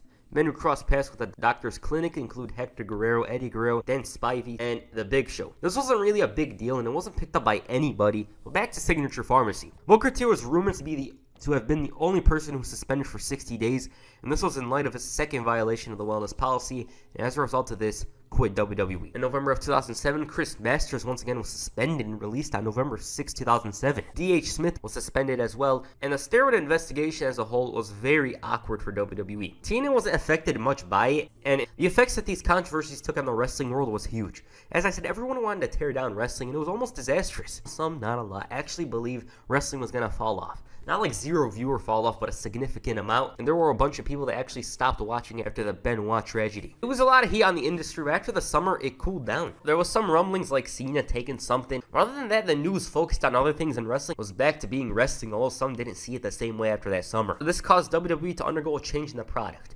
They were TV-14, but after the summer, you can notice some small changes, such as featuring Hornswoggle in these TVG-type segments where Carlito would run into a wall or whatever. Blood was still around, but not for long, and after going HD, WWE turned PG. This, of course, had to do with what had occurred in 2007. Add to that, there's more money with a family-friendly product. There was more sponsorships, which wouldn't occur if you had JBL dragging Chris Jericho with the bull rope, or Kelly having her expose. There's other reasons for the changes, of course, but the summer of 2007 caused the start. Chair shots to the head were slowly being phased out. It took a while because in the early PG era, they were still swinging them to the face, and as a matter of fact, this continued until early 2010. Benoit's death led to more research into CTE. Wrestlers started protecting themselves more, and in a way, it was like the end of an era. A bunch of people look at WWE pre-Benoit, pre-Signature Pharmacy, and the era afterwards. So those were the big problems WWE had at the time. Another thing that was hurting them, although this was minor compared to the other problems, was the lack of star power. The summer itself was plagued with injuries and suspensions.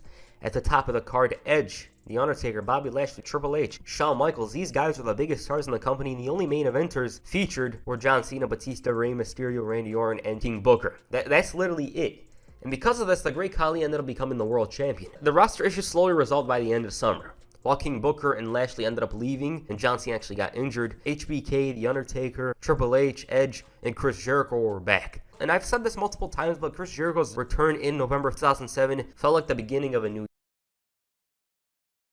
Professional wrestling already has enough controversy and issue as it is. We've seen all kinds of problems, from the storylines themselves to a couple of incidents outside the ring. This video is simply me talking about events that almost happened and events that for certain would have changed the landscape of professional wrestling. Some of them are simple, while others definitely would have brought much more scrutiny to an already divisive industry. I made a video very similar to this one in an opposite role called The Butterfly Effect, so you could check it out if you're interested. Alright, let's get into it. Okay. Eric Bischoff's influence on the wrestling world is very well known. He turned WCW from a southern wrestling company to a juggernaut in a very short time. While Bischoff's ideas did go awry later on, his first changes were much needed for wrestling to evolve past the Golden Era. The Golden Era in many ways felt like a shadow casted upon the World Wrestling Federation. The stars didn't feel as larger than the previous ones, and the future looked quite dire and uninspiring. Eric Bischoff, though, at one point wasn't even going to be a major figure of WCW because he wanted a role as an interviewer in the WWF. He auditioned in 1990 and had the tough task of doing what Perry Saturn did infinitely better. Make a character out of the broomstick. If you can make a broomstick somewhat interesting, it shows how talented you are.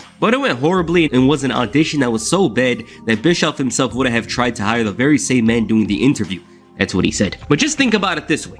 Everything about wrestling changes. He gets hired by the WWF, and we're looking at a situation that alters the course of history because Bischoff was pretty forward-thinking and someone that was going to give WCW the edge they needed. 1992, WCW has a lot of cool things, but it didn't feel like it was cutting edge as much as WCW later on. He was the one that got Time Warner to invest more in WCW, not to mention this all led to Hulk Hogan coming in. It was all risky business because of the money spent like never before, but it worked out very well. The Outsiders, Lex Luger came in afterwards, and WCW was a very hot promotion. The NWO faction played the strongest role in bringing in more attention to the wrestling world, and without Bischoff pushing these changes, WCW would definitely be a different promotion to the one that actually played out. This is one of the most important timelines because the careers of Hogan, Nash, Hall, stunning Steve Austin take a different turn. Austin was the biggest star of the 90s, and the only reason he left WCW was because Eric Bischoff fired him. Perhaps with a different person in charge, Austin gets the push he sought, but as stunning Steve Austin instead. This is so interesting because Bischoff really transformed the wrestling industry. Someone like Shawn Michaels doesn't have as much of a strong pull as he did with the NWO around. Razor Ramon might have ended up winning the big title, even though he didn't need it, and Luger possibly never gets that title reign in 1997. This one though, I do think that would have happened anyways. Of all the stars we know, their character roles would be significantly altered. Sting next to Austin has probably the most altered timeline because everything about him changes because of the NWO. There's many blessings for wrestling fans in the late 90s, but one of the biggest was Stone Cold Steve Austin. Stone Cold was a foul-mouthed anti-hero who was only concerned with whipping ass and winning titles. Austin didn't seem to care about the fans, but also didn't have a problem with them being huge supporters. The Bret Hart feud unlocked Austin's potential and only showed that WWF's interest in making a new star were not only going to be fulfilled, but that Austin was going to be the answer to all their problems. And he was. Throughout the 90s, WWF never had that megastar that would dramatically increase business. The last one was Hulk Hogan. Bret's influence was felt especially when he returned in 1996, but he wasn't on the level of Hogan, which was already a tough task in itself. Austin had far too much hunger and it was becoming a formality for him to lead the charge. But then a huge obstacle came in the way. The pile driver. Owen Hart faced Stone Cold for the Intercontinental Championship at SummerSlam 1997. During the match, Owen messed up on a pile driver, leaving Austin's head a bit open. Usually, he'd hit a tombstone pile driver, but this was a full-on pile driver similar to what Bret Hart usually does. He didn't have a good grip on him, and so Austin landed on his neck. He was in another world, and even then, still had enough in him to win with the worst roll-up you'll see. There was a lot of worry about Austin's status, seeing as not only did he land on his neck, but for a moment he suffered paralysis. This came at the worst time because he was supposed to be the WWF's answer and the man that would save them. But now he was in a position where retirement wasn't out of the question. Now, if Austin had to go away or even retire, everything about the WWF changes. If he's out, they have nobody to lead the charge, nobody to lead the company into a new era. This also means that Bret Hart most likely remains with the WWF and continues to reign on top. Shawn Michaels might never have that back injury in the casket match. That whole casket match was done as a way to get to Stone Cold at WrestleMania 14. Judging by the timeline, it would be Bret in that position. Not so sure though, because those two hated each other. But if that 20-year contract is still a problem, it makes things even more complicated because the only person who had a push of sorts at the time was Owen Hart. Bret and HBK obviously still couldn't stand each other, so maybe one of them would have left and it would definitely be Bret. But this would probably happen at a much later time. I think The Rock's push goes slightly different. Instead of being the corporate champion, he ends up being what he was in 1999 and 2000, much earlier. WCW were their own enemies, so maybe the timeline, while very different, has the same results. It's very hard to say because when you take away Stone Cold, you most likely take away Mike Tyson, you take away a bunch of these feuds and stories centered around Austin involving McMahon. Everything's different. But if I had to guess, judging by the timeline and seeing how things were logically, the title goes around HBK, Bret, Undertaker, and The Rock. WrestleMania 15 has to be some kind of combination of Rock, HBK, or Triple H. It's weird to look at. Ken Shamrock might be the odd one who actually gets a title reign. Jeff Jarrett would get a huge title match on a pay-per-view. Don't worry, I wasn't about to say title reign. But on the opposite side, more positive, Owen Hart probably doesn't become the Blue Blazer again, and Over the Edge doesn't happen since Bret didn't leave after Montreal. Stone Cold was the biggest thing the WWF had in years, but with a neck injury, it could have all changed. He brought the company to the greatest heights it had seen in over a decade, and in the process, they won the Monday Night Wars. It's not known how much of an impact The Rock would have made, but he had a decent set of side characters with the likes of Kane, The Undertaker, Mankind, and Triple H. You do gotta wonder, what if Triple H got that big push? Would HBK still be around? Would Bret still be around? Would Mankind become as popular as he did in 1999? We don't know, but it's an interesting timeline. Tommy Dreamer is a pretty crazy guy. Paul Heyman back in the ECW days hooked them up with some of the best Kool-Aid that money could buy. He instilled in them ECW like it was a chapter of the Bible. A lot of those guys were committed to make ECW a success, but Dreamer in general was on a whole other level. Other than the bloody matches and stories he's been in, the man goes above and beyond, but his ideas are pretty dumb and almost hilarious to hear him actually say them. One of these ideas is so dumb, I don't even know why he even considered it. Now you guys know how wrestling is and the way it's played. During his time in ECW, Dreamer wanted a sniper to shoot him. Heyman didn't want this, seeing as there was a chance of the shooter missing and hurting a fan, but Terry Funk saw it different. There's a reason why there's no guns in wrestling. Terry Funk explained to him about the incident in Amarillo involving his father. Basically, if you get shot, you have to kill your opponent, and that in itself is something that Funk said, quote, "Here's the main thing.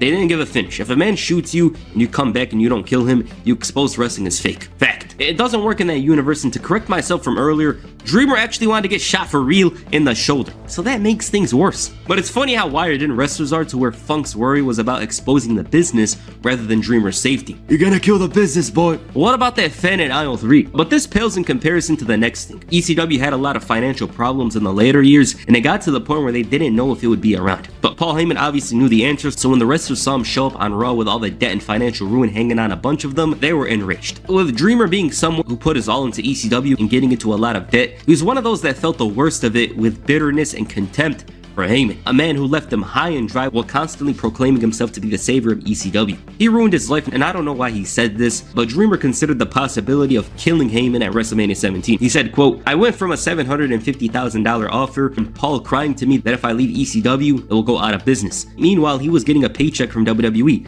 I don't begrudge him, but then I did." Now at the time, WrestleMania 17 was going to be the biggest wrestling event in history, a huge box office draw and one of the largest attended shows in history. Dreamer's spot on the show was nixed multiple times, and most importantly, he wasn't under contract. He noticed a sign in Texas that said firearms welcomed into the venue, and the thought came up. At WrestleMania, I was gonna hop the rail and whack Paul E in the back of the head right at the announce table.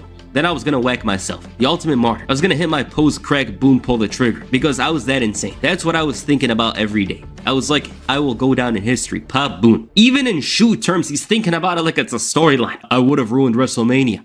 I love WrestleMania. For those 2 minutes, he didn't love it enough. But luckily though, Jim Ross called him and let him know that they want to sign him soon. So the thoughts went away, but Tommy Dreamer is still crazy for mentioning this. Heyman put him and his family in a lot of debt with no repayment, and even begged and pleaded with him in tears to not sign with WCW for about $750,000. I do think that's an insane number for Tommy Dreamer, because it's Tommy Dreamer. But when you hear about all the stories of Heyman's in the past, it's shocking nobody actually got into some encounter with him. We don't really hear much. This event would have killed the wrestling industry. You guys know those dramatic videos that are over an hour on YouTube? Well, one of them would be on this incident. I don't even want to imagine the outcome of this incident, because a man was gonna get killed on pay-per-view. Mainstream news focusing on such a tragedy for weeks, and who knows how it would have turned out for the industry. Horrible thoughts.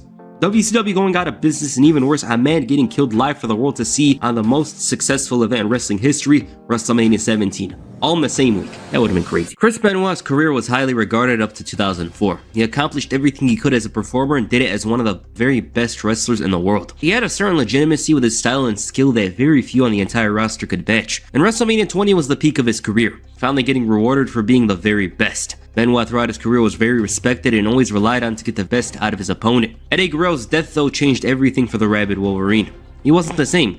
Not in ring, but outside, and the Benoit everyone knew was gone. I want to add that he was a strange person before Eddie's death, but it showed a lot more afterwards. On TV, Chris Benoit still had some of the best performances, but a world title was never in the cards. 2007, a year that was expected to see Benoit in different circumstances. For 2 years, he represented the SmackDown brand, but now he was off to ECW. A huge tournament final match between CM Punk and the Rabid Wolverine was set for Vengeance Night of Champions. This was a match that guaranteed to make its mark on the show. Punk was the brightest talent on the ECW roster at the time, and facing Benoit posed some interesting scenarios. However, that week lives in infamy as Benoit ended up killing his family and himself. The incident caused widespread damage to the wrestling industry, which was already considered a very trashy and often than not tragic profession. This also led to a much tighter enforcement of the wellness policy, which saw over 10 wrestlers suspended for their use of steroids and other enhancement drugs. But this whole thing could have been worse, and it was very close. Now, Benoit wasn't exactly in the right frame of mind seeing as he did all of this, but this madman actually considered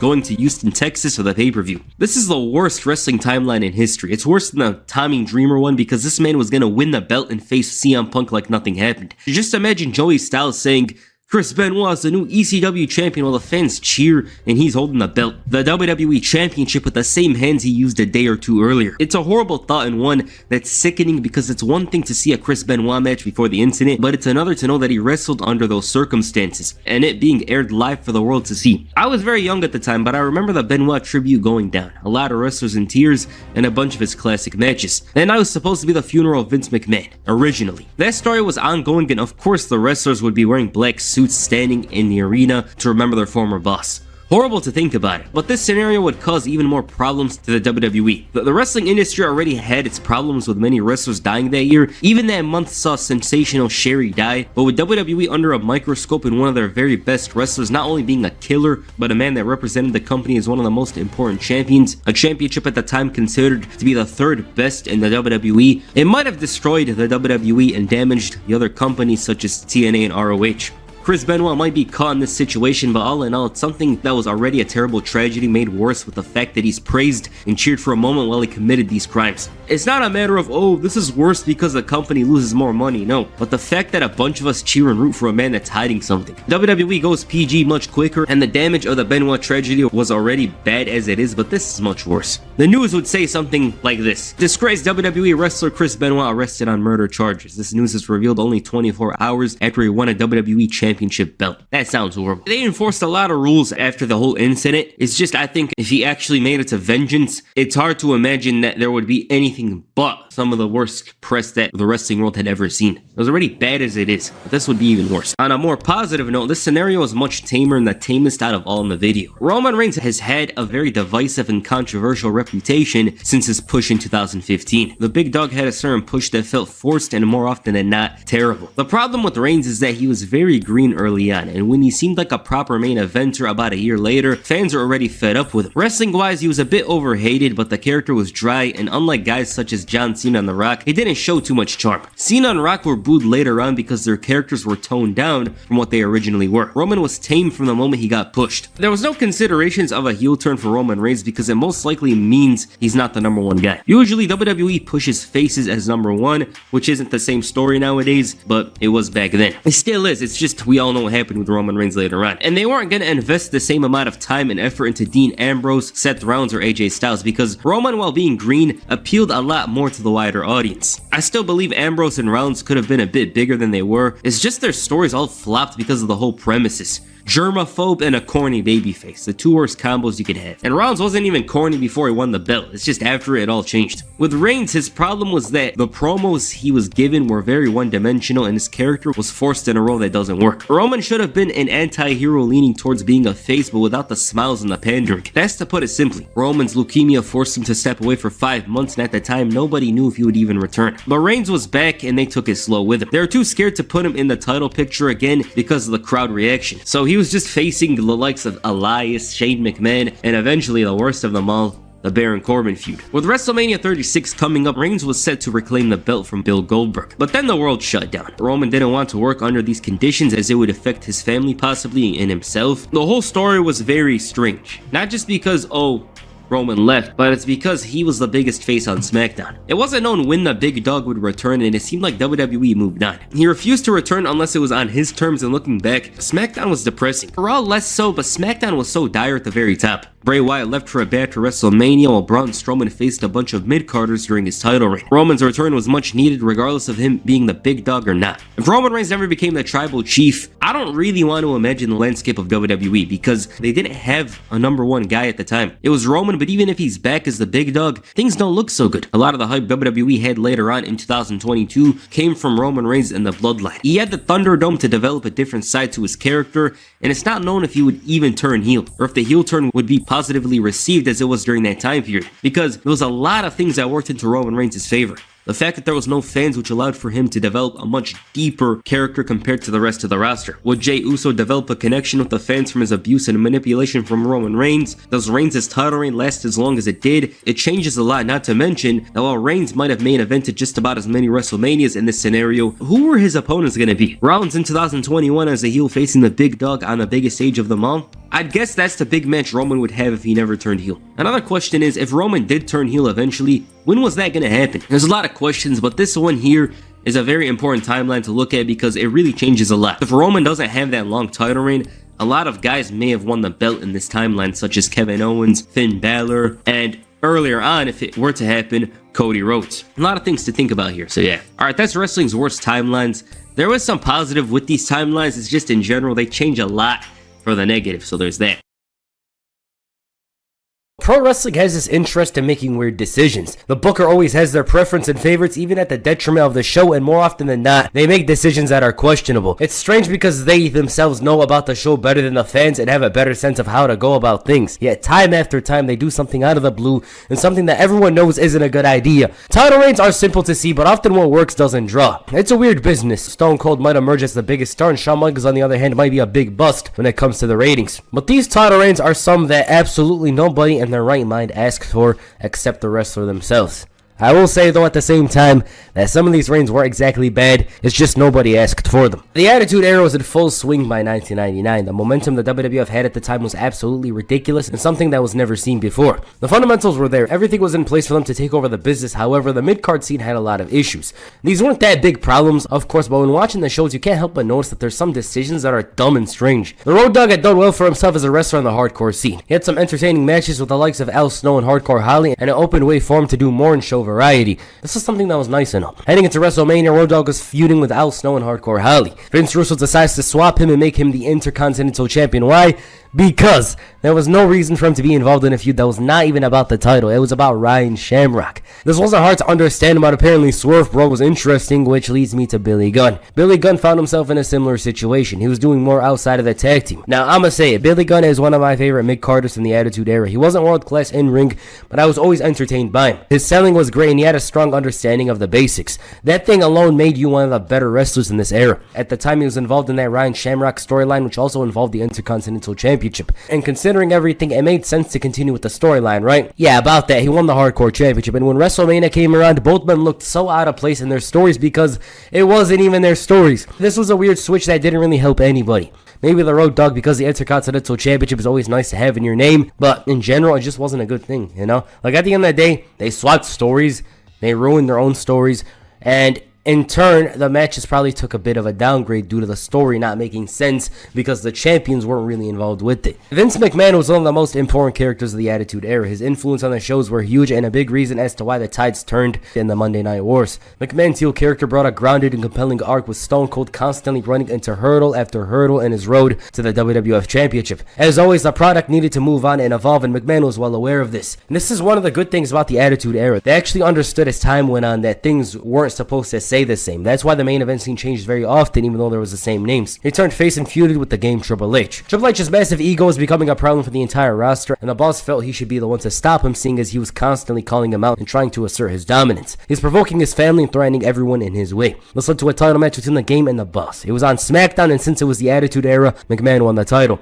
It came from out of nowhere and showed that SmackDown was the new show to watch. But then you realize McMahon won the most important title in the entire company, a title reserved for a select few, the best of the best, and he wasn't the best wrestler, let alone a wrestler, so it's like, why the hell is he champion? So in many ways, it devalued the title, a title that was already being passed around more than a joint, and he relinquished it later that week only for Triple H to win it back at Unforgiven. This was wild and showed that WWF in 1999 was in another planet, doing all these title changes for the sake of it. It was random. David Arquette in WCW was bizarre. This one is straight up. I don't even need to bring an introduction here. David Arquette just was bizarre. He came in and they made him world champion. The world heavyweight champion. He was winning the title in a time where they needed to work on their presentation, booking, everything. This was dumb and only made things worse for them at the time. We all know it's common knowledge, but at least Arquette had some value to his name. What value did Vince Russo bring to the show? So at the time, Vince Russo was a big character on WCW. He had a lot of in-the-know jokes, such as this tag team called Creative Control. He wasn't really thinking about the simple picture,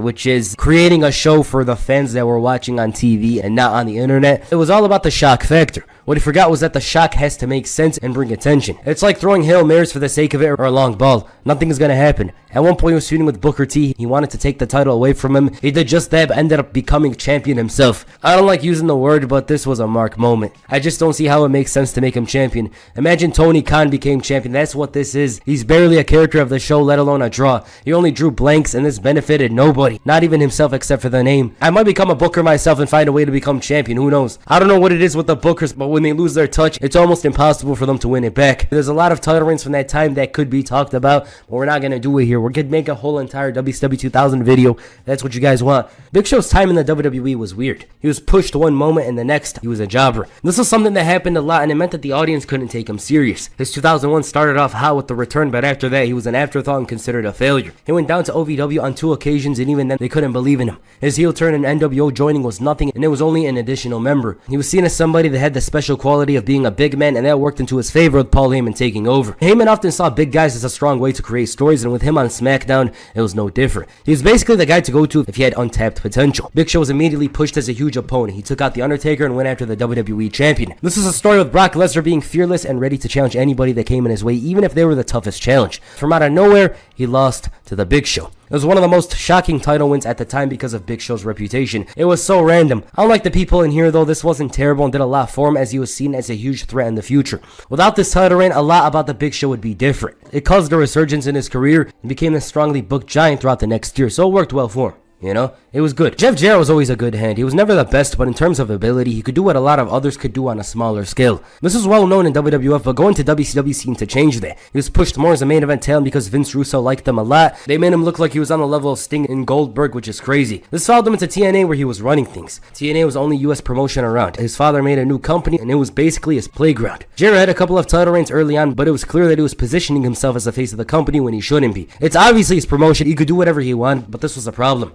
It was halting others as a momentum and making himself champion for the sake of it. It was dumb and only hurt the company because it meant no matter what happened, it was always going to be Jeff Jarrett's title. The most frustrating one was the King of the Mountain match in 2006. At this point, the fans were fed up with him. They just didn't care. He was getting booed, but not in a good way. Jarrett was just not the guy, and it was the wrong kind of heat to have as a wrestler. But they didn't care, and in turn, TNA wasn't getting that interesting. It took Christian's debut and Kurt Angle's to switch things up. Jarrett's title reigns are a prime example of what not to do. A lot could have happened if he wasn't winning all the time and having those long runs. Obviously, he was going to win the title a couple of times with the way they did it, the booing, the heat. It wasn't the good kind of heat. 2007 was a very tough year for professional wrestling. There was a lot of controversies happening throughout the year, and it was a time where many thought wrestling wouldn't survive. The reasons were because of the Chris Benoit thing and the deaths of many wrestlers that year. On screen, WWE and TNA had a lot of issues to deal with. WWE in particular was hit with injuries to his top talent. The Undertaker, Edge, and Mr. Kennedy were supposed to hold the World Heavyweight Championship at the time. This caused a lot of issues with the WWE scrambling to find the next guy to take the title after Edge's injury. He was supposed to hold the title for a long time and have a long reign that was going to go through the summer, but those plans were scrapped after he tore his shoulder and found himself sidelined for 4 months. A battle royal was booked to determine the next champion, and there was a couple of choices: Kane, Batista, Mark Henry.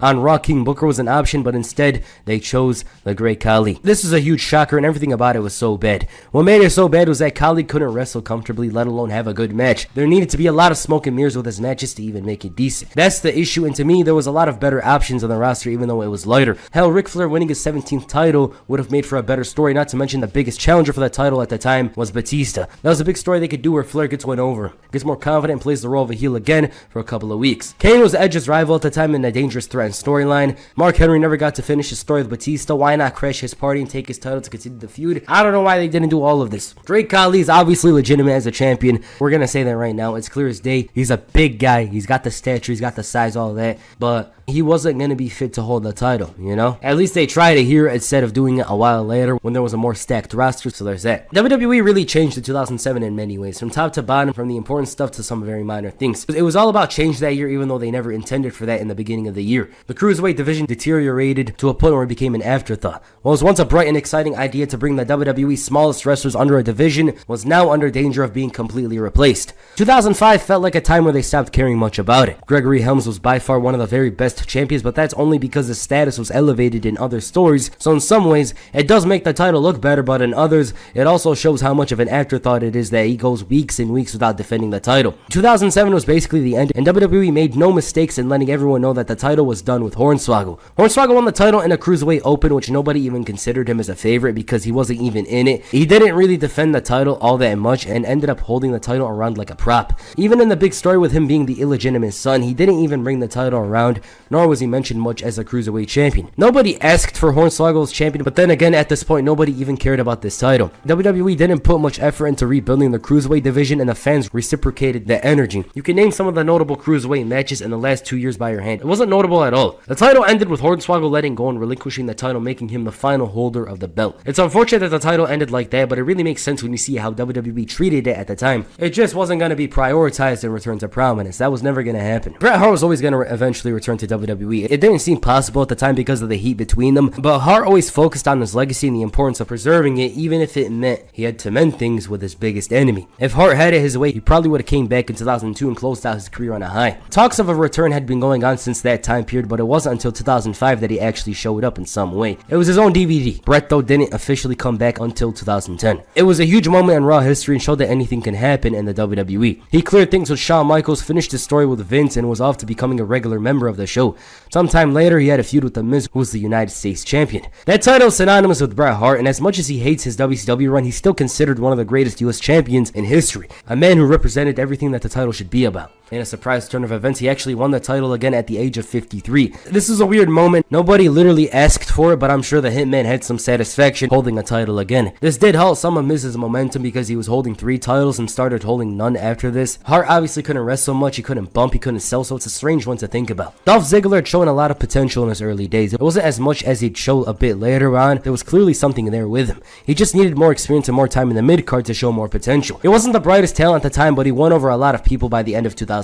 I don't know if the deal involved 100 matches with Kofi Kingston, but one thing for sure is that there was a big difference for him from the beginning of the year to the end. As always, this comes with a test run. He was allowed to run with the rated R superstar at the very top for SmackDown's most coveted title. Ziggler passed with flying colors, but there was always something going against him. His selling was too good for somebody trying to be a main eventer. It's one of those things that many, including me, feel that held him back. He was so good at making others look good that he kind of forgets himself. But WWE had a great idea of giving him the World Championship, stripping Edge of the title. This was stupid and didn't serve anybody except Edge because a world title is supposed to be won. He got a title handed to him, and it wasn't even like Randy Orton in 2007 where he actually won the title before and took out John Cena the champion. It was because Edge got fired in storyline. I didn't like it because it felt so undeserving. You may as well handed the title to Drew McIntyre at the time. Same thing. A talent that wasn't ready to hold a title, especially a title of such importance, although WWE was starting to see it differently. Then he lost the title in his first title defense a couple of minutes later. Nobody even remembers his title reign. Dolph Ziggler himself probably doesn't even remember it. Yeah, it's a nice accomplishment for him. Hell, I'll take it. I'd want to be the World Heavyweight Champion. I'd want to have it in my name, even if it was for 5 seconds. I don't care if they made me champion because I found the title in a duffel bag. Who cares? It's the world title. But they really should have waited a bit for him to actually win the thing. Because a month later, he was in a mid-card feud with Snooki, dyed his hair to look like Evan Bourne, and the funniest part in all of this is that even though Ziggler was a personification of what a mid-carder was, he held the world title a month earlier, so it's funny.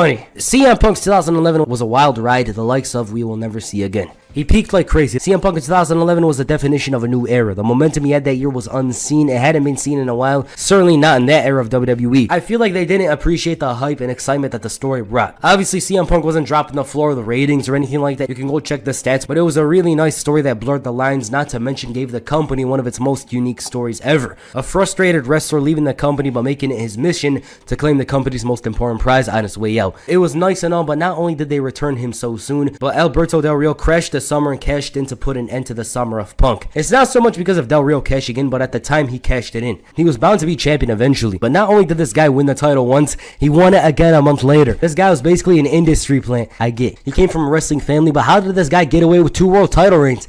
1, yeah, we all knew it would happen, but 2, how? Honestly, even though he's not the most loved guy at the moment, I don't think he was one of the worst champions.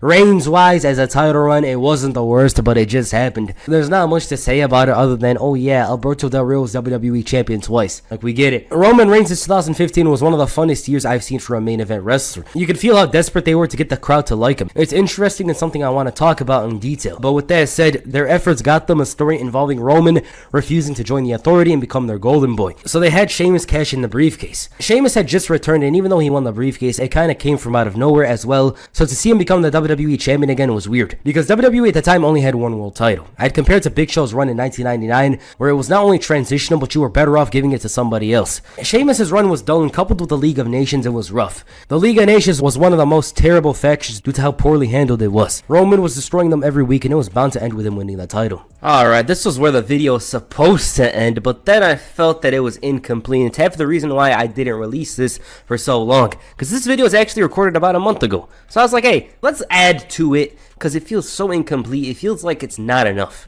Alright, SmackDown after WrestleMania 33 was all over the place. The momentum the show had gained in the last 6 months was gone like that with the Superstar Shakeup. The Superstar Shakeup was basically a lighter version of the WWE Draft. SmackDown did keep its Wrestler of the Year AJ Styles, but they took The Miz, Dean Ambrose, and got Kevin Owens and Sami Zayn in return. The dynamics with The Miz and Ambrose really helped the show a lot, especially The Miz, who could be a great heel champion. Randy Orton's title reign was just beginning, and this was when WWE had the great idea to make Jinder Mahal the champion. WWE was breaking into India at the time and felt that leading with a champion from the country. Jinder was from Canada and India, so he was considered the best choice. It was the most shocking title win I've ever seen, probably, especially for a world championship, because this guy was a literal jobber. He wasn't a lower card guy, he was a jobber. This guy used to lose almost every match he was in, featured. He never even used to have an entrance because he comes out during commercial. You know, after commercial break, he's standing there and they put the nameplate Jinder Mahal, he's preparing whatever. That's what he was doing. You don't see this often. Jinder came from out of nowhere and suddenly became the leader of SmackDown. The biggest problem with this is that WWE didn't realize that the fans in India cared more about Roman Reigns and their top wrestlers. They overestimated the market and hyped up this title reign for months in anticipation for the India tour in December. Jinder had a presentation down. He looked amazing. However, everything else is a different story. It felt like he was holding the title hostage from the rest of SmackDown instead of being a title reign. The title reign should have been the Miz's at the time. I really think that it was a missed opportunity to have him on top during this era. I think he would have dealt with the pressure much better here. Jinder didn't even make it to the India tour as champion, and WWE was so regretful about this run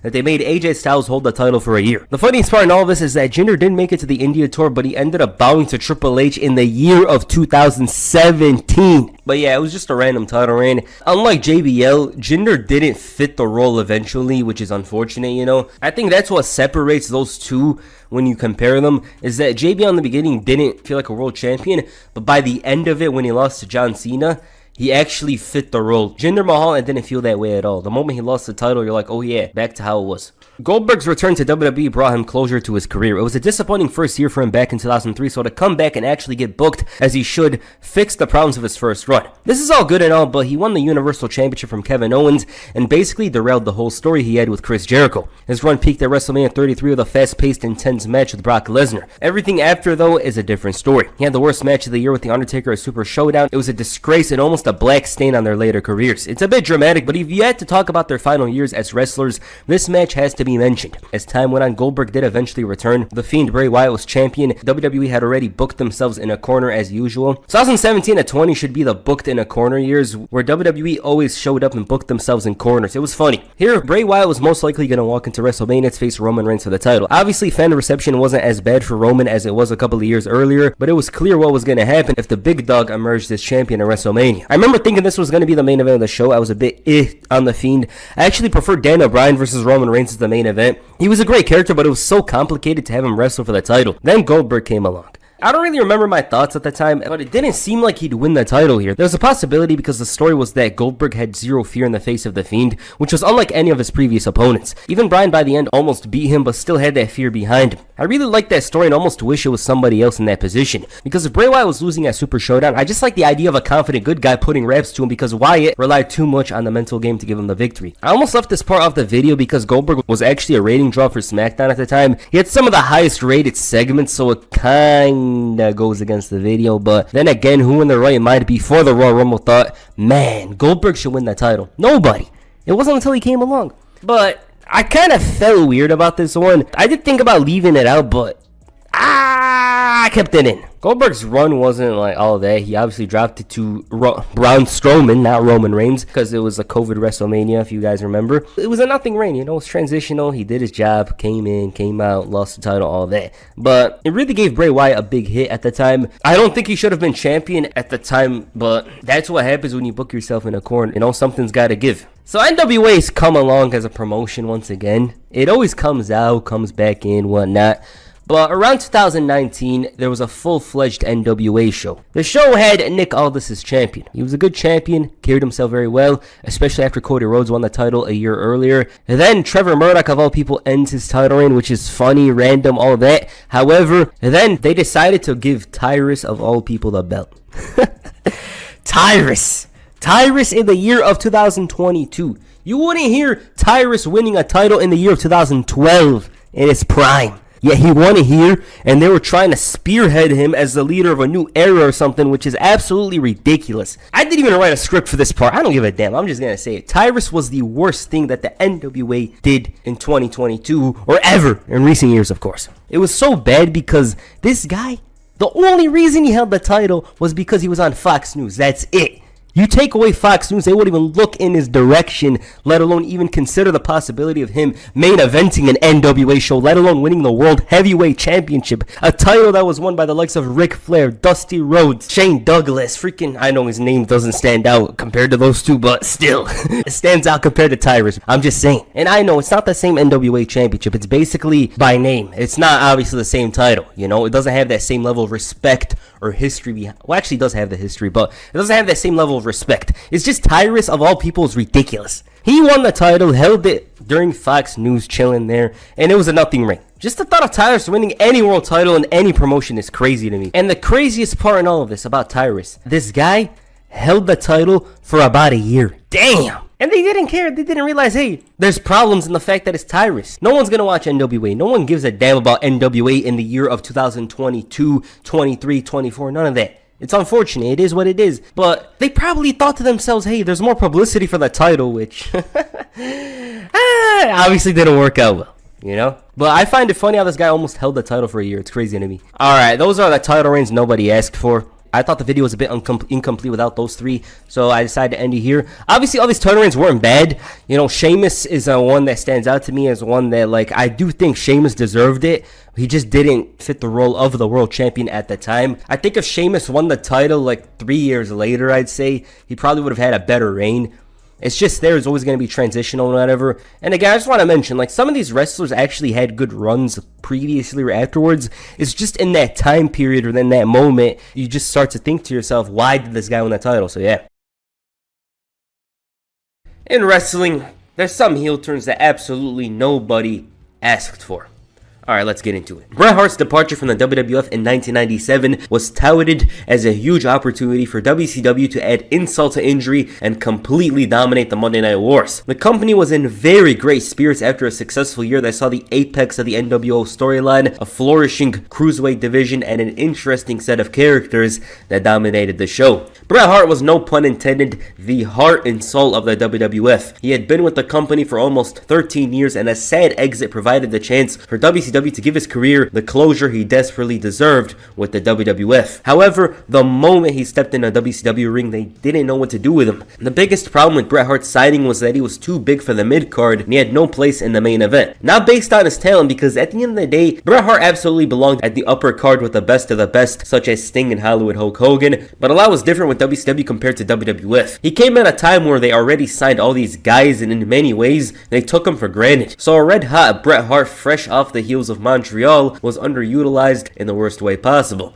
Well, maybe not, because he could have debuted and lost to El Dandy. It was pretty cold only 3 months after debuting. What did he decide to do? Give him the most random heel turn. Why? Because there was no long-term plan with Bret Hart. He wasn't really buddies with the guys at the top, and he slowly fell down the card. They didn't try too hard with him before even doing the turn. He was out here helping Sting take down the NWO in his debut, fighting alongside the likes of Randy Savage, and not too long after, decides to screw him over. Maybe that should have been his gimmick as a heel, screwing over people like he was screwed over himself. Mr. McMahon's forming of the corporation did a nice job of adding another hurdle for Stone Cold Steve Austin to overcome leading up to WrestleMania 15. It added another chapter to their ongoing story and showed the depths that McMahon would go in order to screw over Austin. Completely distracted by Stone Cold Steve Austin, McMahon didn't make a big deal out of The Undertaker forming the Ministry of Darkness. The faction promised to run roughshod on the WWF and in turn take over the company. It was a gradual process for them to reach the desk of Mr. McMahon, but once they did, the faction had his undivided attention. This story expanded to involve his family, and it turned him face. McMahon as a face also meant he'd interact with Stone Cold in different ways. Both men had a common enemy, being the newly formed corporate ministry, and it was a two-headed serpent that required the great help of Stone Cold Steve Austin for Mr. McMahon to actually go face-to-face with them. Amidst all of this, The Undertaker was promoting a higher power of sorts, somebody that was greater than him and Shane McMahon. Turns out, it was Vince himself. This decision makes sense, but at the same time doesn't. If you watch the story from the beginning, it's illogical for Vince to be the mastermind. He was assaulted on multiple occasions, and the entire structure of the storyline didn't fit him as the guy. On the other side, yes, Mr. McMahon would go to the depths of hell to screw over Stone Cold, so maybe he'd injure himself, harm his family if it meant Austin wasn't the guy. That said, nobody asked for this. He was never the best choice with the way the story was going, and it accomplished nothing. It only turned the story into a hybrid of the Austin and McMahon feud, which already involved The Undertaker a year earlier. They felt reliant on a story that didn't need to be brought back so soon, especially at a time where Austin and McMahon were in a fresh situation, siding with each other despite having animosity. Unlike WCW though, this did not hurt the company in the slightest. Any problem for the WWF in 1999 was quickly burned through and overlooked because the product as a whole was red hot. They were doing so damn well back then. Sting's time in WCW after Starrcade 1997 was all over the place, but no decision was stranger than the one to turn him heel in 1999. Sting was entirely right in this feud with Hulk Hogan. His problems with him were entirely logical, and watching these shows with no additional context, you'd think he was the face. Fans couldn't bring themselves to boo him because not only was Sting already beloved, but he became even cooler. It was such a bad decision that they turned him back only 2 months later. It's a problem the WWF found themselves in 2 years later with Stone Cold Steve Austin.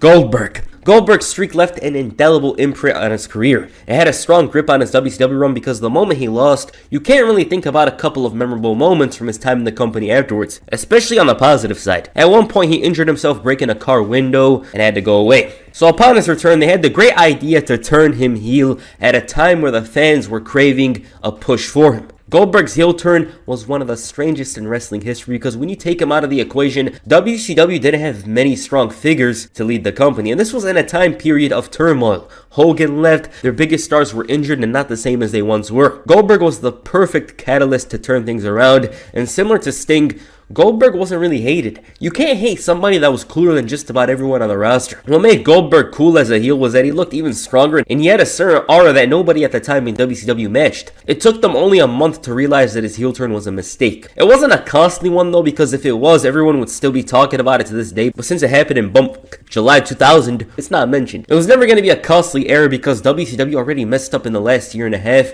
and his face turn in itself was him going off script, which is an entirely different story. Rikishi. The later half of the Attitude Era had an entirely different vibe around it. WWF seemed more interested in building up the young talent, and with a couple of names from WCW, it made 2000 one of the most successful years in the company's history from a financial and creative standpoint. The new talent did a lot more lifting compared to 1998 and had more openings to reach the very top. One of those men that took advantage was Rikishi. Rikishi had a strong in-ring presence, but also had a great personality and charisma about him. Before his push was pissed on, he was considered one of the future of the WWF. And this is all in spite of him wearing a thong and moving his ass around like a goofy. Rikishi was doing perfectly well as a competitive mid-carder that could face the very best, such as Triple H, so it made his heel turn all that stranger. Stone Cold Steve Austin was ran over at Survivor Series in November of 1999, the very same month Rikishi debuted and prospered, and it was clearly not supposed to be him on paper. It was most likely Billy Gunn, but he didn't have that vibe about him to feud with Stone Cold. Plans for Rikishi to actually be the one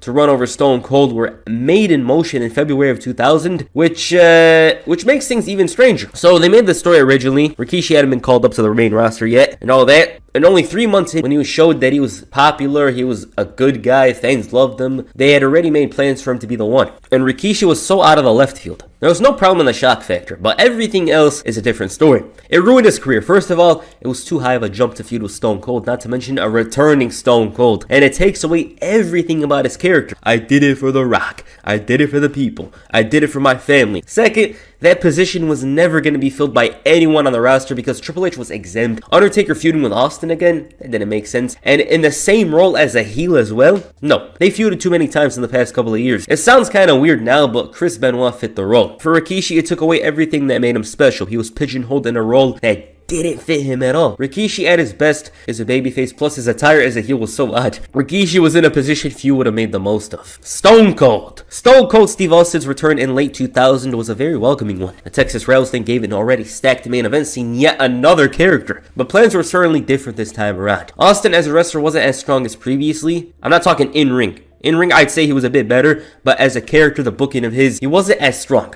He'd show shades of that resiliency, such as the time he won the Royal Rumble. However, it was mostly him failing to overcome the challenges ahead. Triple H beat him decisively in the 3 stages of Hell match, and in the lead up to WrestleMania 17, Stone Cold assured The Rock that he'll do anything to come out on top. And anything could mean anything. So when he sided with Mr. McMahon, it proved his claims correct. However, this was a colossal mistake. A mistake I don't think the WWE will ever top. Because Austin was in his home state of Texas. Rock was getting booed. They weren't going to turn on their own guy no matter what. And in addition, yes, it makes sense Austin got desperate. The way the story was going, they literally explained to you, Stone Cold will do anything to win the WWF Championship. He'll do more than The Rock could ever imagine. He lost that step, but would he really side with the boss? That's not the biggest problem. It's the fact that they did this heel turn at a time where Austin was still red hot and the #1 guy in the company. Rock was awesome, he put in the work, but when Stone Cold came back, he reminded everyone of what they missed. This man was getting all these crazy reactions and everyone loved him.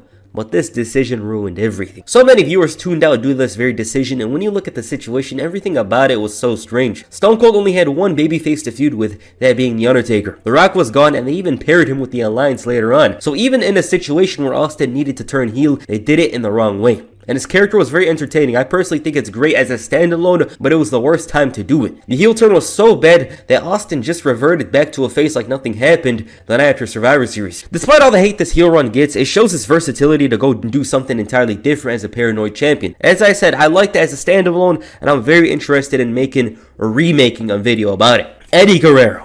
Latino Heat's 2003 was a very special year in his career. It was a transitional period from a very consistent tag team player to a full-on main eventer. The brand split gave him this opportunity and Eddie didn't take it for granted. Amidst all of this, at a time where Eddie Guerrero was gaining traction, he had a random heel turn after Tajiri did something to his car. And when I mean did something, it was involuntary. He destroys him, starts jumping around as a heel, complaining, but nobody really cared. Yeah, whatever. Oh, Eddie Guerrero's a heel. Who cares? I'm gonna cheer him anyways. So what, you slammed Tajiri on the car? No one cared. Even if Eddie Guerrero decided to beat up Rey Mysterio as everyone does, nobody would have gave a damn. And this heel turn was so bad that he didn't even have a proper face turn. All he had to do was go to El Paso, pose with the fans, and the rest is history. Eddie Guerrero is a babyface, and he became the WWE champion later on. Matt Hardy. Matt Hardy's return run with the WWE wasn't entirely what it was expected to be. It was mostly around and on TV every week, but wasn't moving higher up. His brother Jeff was in much better positions and actually had stories going on. Matt did have his stories at times, but it wasn't as consistent as his brother Jeff Hardy. Matt was stuck as a mid-carder, and in a time where the WWE roster was stacked, shout out to Twitter, the only other option to potentially go up was a heel turn. He randomly cussed his brother the WWE Championship, and from there his charisma faded.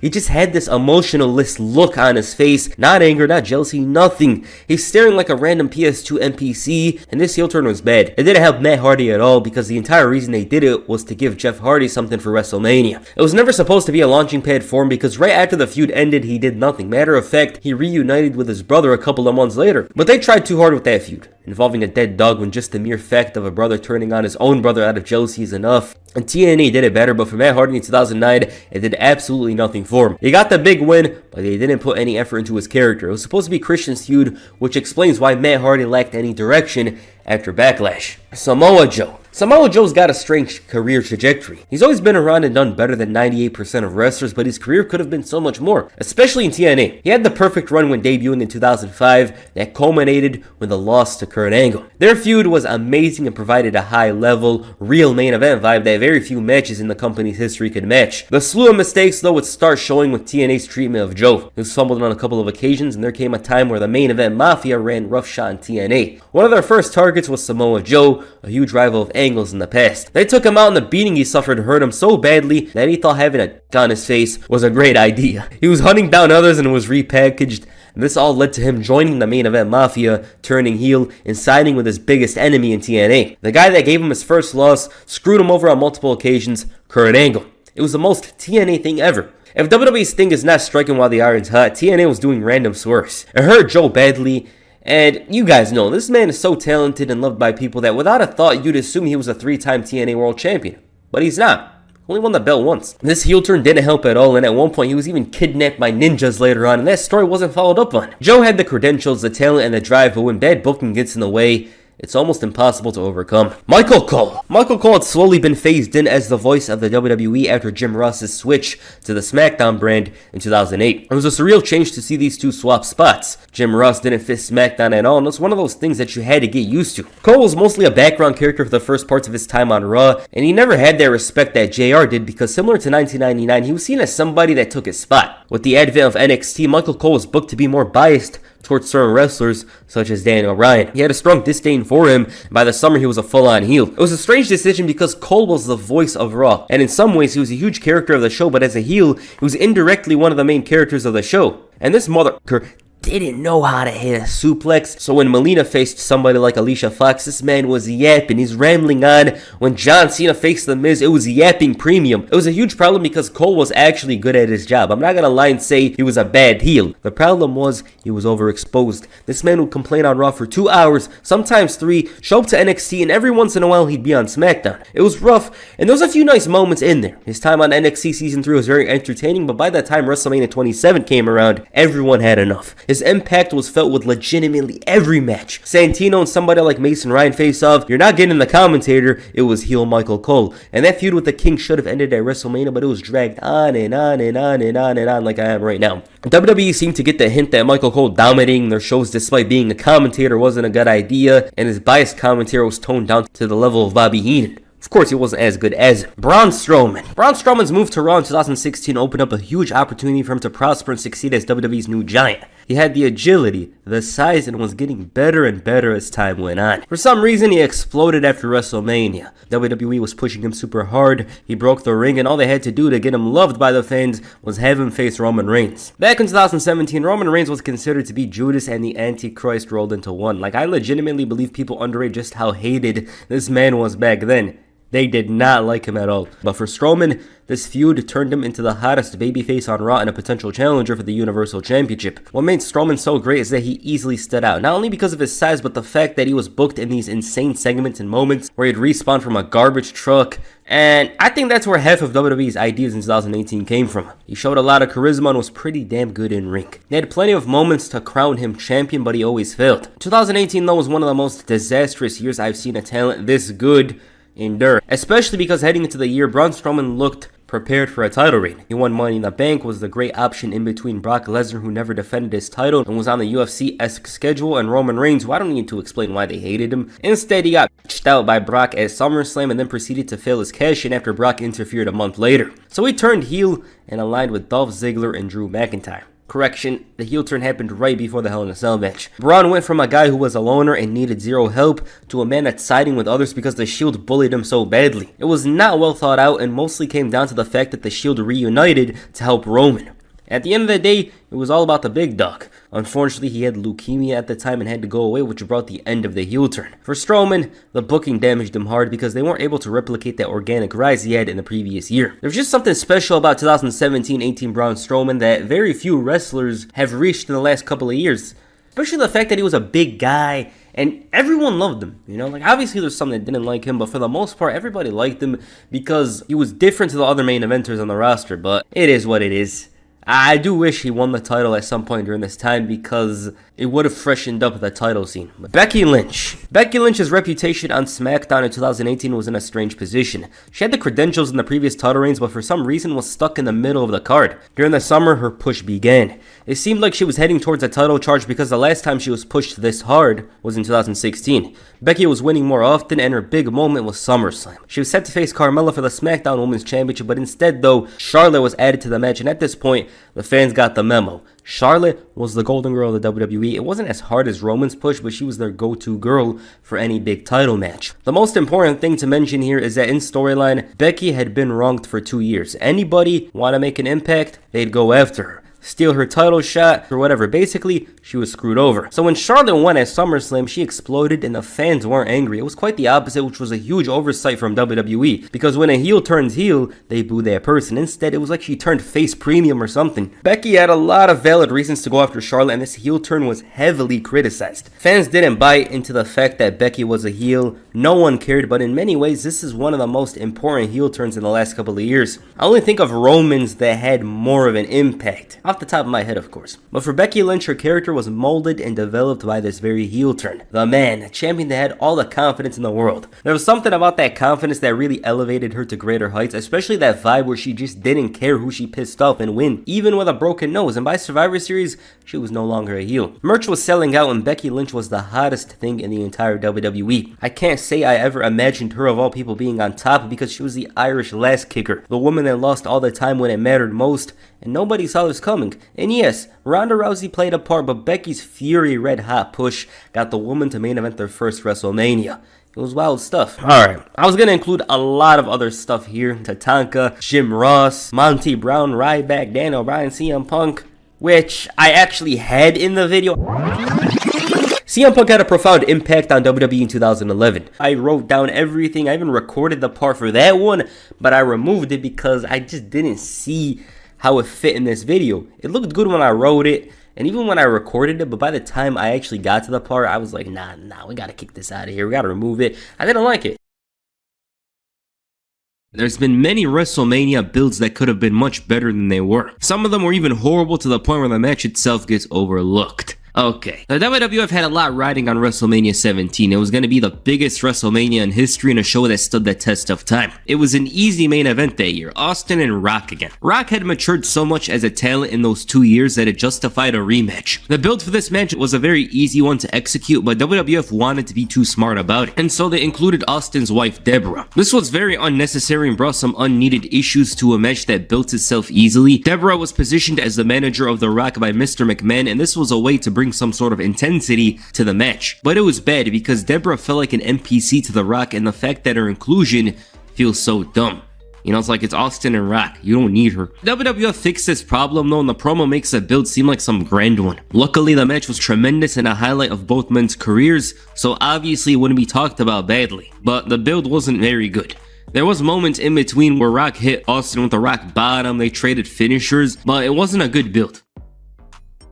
Triple H suffered a huge setback in May of 2001 during a time where he was considered one of the very best in-ring performers in the world. He tore his quad. This left him sidelined for the entire Invasion storyline, and upon his return, Triple H was cheered like he was some sort of loved hero. The fans missed him so much that they turned him face. Triple H was a clear choice to main event WrestleMania at the time, but unfortunately though, his opponent Chris Jericho didn't feel like he was on his level. Y2J was the undisputed champion, and while he had good matches and character work, his credibility was the weakest for a world champion in a WrestleMania build. Jericho had Stephanie as his manager, and this was the death knell to his push because he was the world champion and was the third wheel in a WrestleMania main event feud. This guy was cleaning dogs' asses while holding the two most valuable titles in the world of professional wrestling. Nothing about this build makes you doubt Triple H could lose, and when Jericho did get the main event, they were overshadowed by Hogan and Rock. I still think it was a solid match, just not what the fans were looking for. But yeah, the build itself wasn't very good. It was centered around Triple H and Stephanie, with Stephanie using Jericho as a way to go against the game. And there wasn't many moments where Jericho himself looked strong or looked like there was a chance he would win here. So it was a very underwhelming build. While John Cena had succeeded at being the guy WWE was looking for, there was still one last thing to do to fully establish him as the #1 guy in the entire WWE. Beat the game. The only problem was Cena had a lot of crowd negativity at the time, and this reflected on him badly. So WWE had the bright idea to present him as a weak professional wrestler. This was dumb because it only made Cena look worse than what he was already considered by the crowd. What made it so bad was that despite this, he was glazing Triple H as the final boss of professional wrestling throughout the build. It was unnecessary because the story with Triple H underestimating Cena was already good enough, but they added this element of realism with Cena being this mediocre wrestler inside it. The story was, to put it simply, this. Cena made it far, but that was it because he needed great wrestling skills to overcome the game. I don't know why they made the story like that, but they did. The match was pretty good though, with the champ making the game submit. It's just a matter of simplicity. Similar to Rock and Austin, this match didn't need much to have a good build. Instead, it made their face of the company look worse than what he was already. You call him a bad professional wrestler, his wrestling's ugly, it's bad. It wasn't a good thing to mention. 2010 WWE is a very strange time. The strangest thing about it though is Michael Cole becoming a major character of the shows. This was a very dumb decision to make. While Cole was capable of playing a great heel and douche, it came at the detriment of the show. Michael Cole was the voice of Monday Night Raw, and there was many points throughout the show where he didn't shut it down and play things normally. WWE had the great idea of having him face Jerry the King Lawler at WrestleMania. This feud was long term and built over 4 months, and this is funny to me because a story between two commentators was getting all this attention and effort from WWE. But this was bad. They gave gave them plenty of time in their segments, and at one point Brian Christopher returned to one of the coldest crowd reactions in history. I think for a returning wrestler, this has to be number one because nobody in that PG era recognized him nor cared to know about him. The worst part about this was that WWE knew nobody cared much about this story, so they brought in Stone Cold to increase interest in the match. The build was horrible and the match even more so. It was a gift to be in a singles match at WrestleMania back in 2011. It was one of the hardest things to do in WWE, and these two were handed this for no real reason. Lawler had his story about wanting a match at WrestleMania, but other than that, this was nonsense. Vince probably thought it was the best thing ever with the amount of time these two had over that 3-month period, and the match itself was terrible and a disgrace to professional wrestling. It was supposed to be a squash match with the King closing down and shutting up Michael Cole. If you watch the story, that's how it should go logically. Instead, Cole goes unbeaten at WrestleMania and blinds the audience from proper entertainment. It was horrible. The World Heavyweight Championship by 2011 was clearly the number 2 title in the WWE, and the margin between the belt and the WWE one was widening with each month. WrestleMania 29 comes around, and at this point it meant less to be the World Heavyweight Champion. The Rock was WWE Champion and Alberto Del Rio was the World Heavyweight Champion. That tells you all you need to know. Now on paper, when you see Jack Swagger and Del Rio in a world title match, it sounds ridiculous, but back in 2013, WWE was very high in these two. Not as high as Swagger was in this image, but they really liked them. Swagger had been repackaged to a very different character compared to what he was previously. Swagger went from a jock to a man that wanted to get rid of illegal immigrants. This approach brought some optimism to the name Jack Swagger.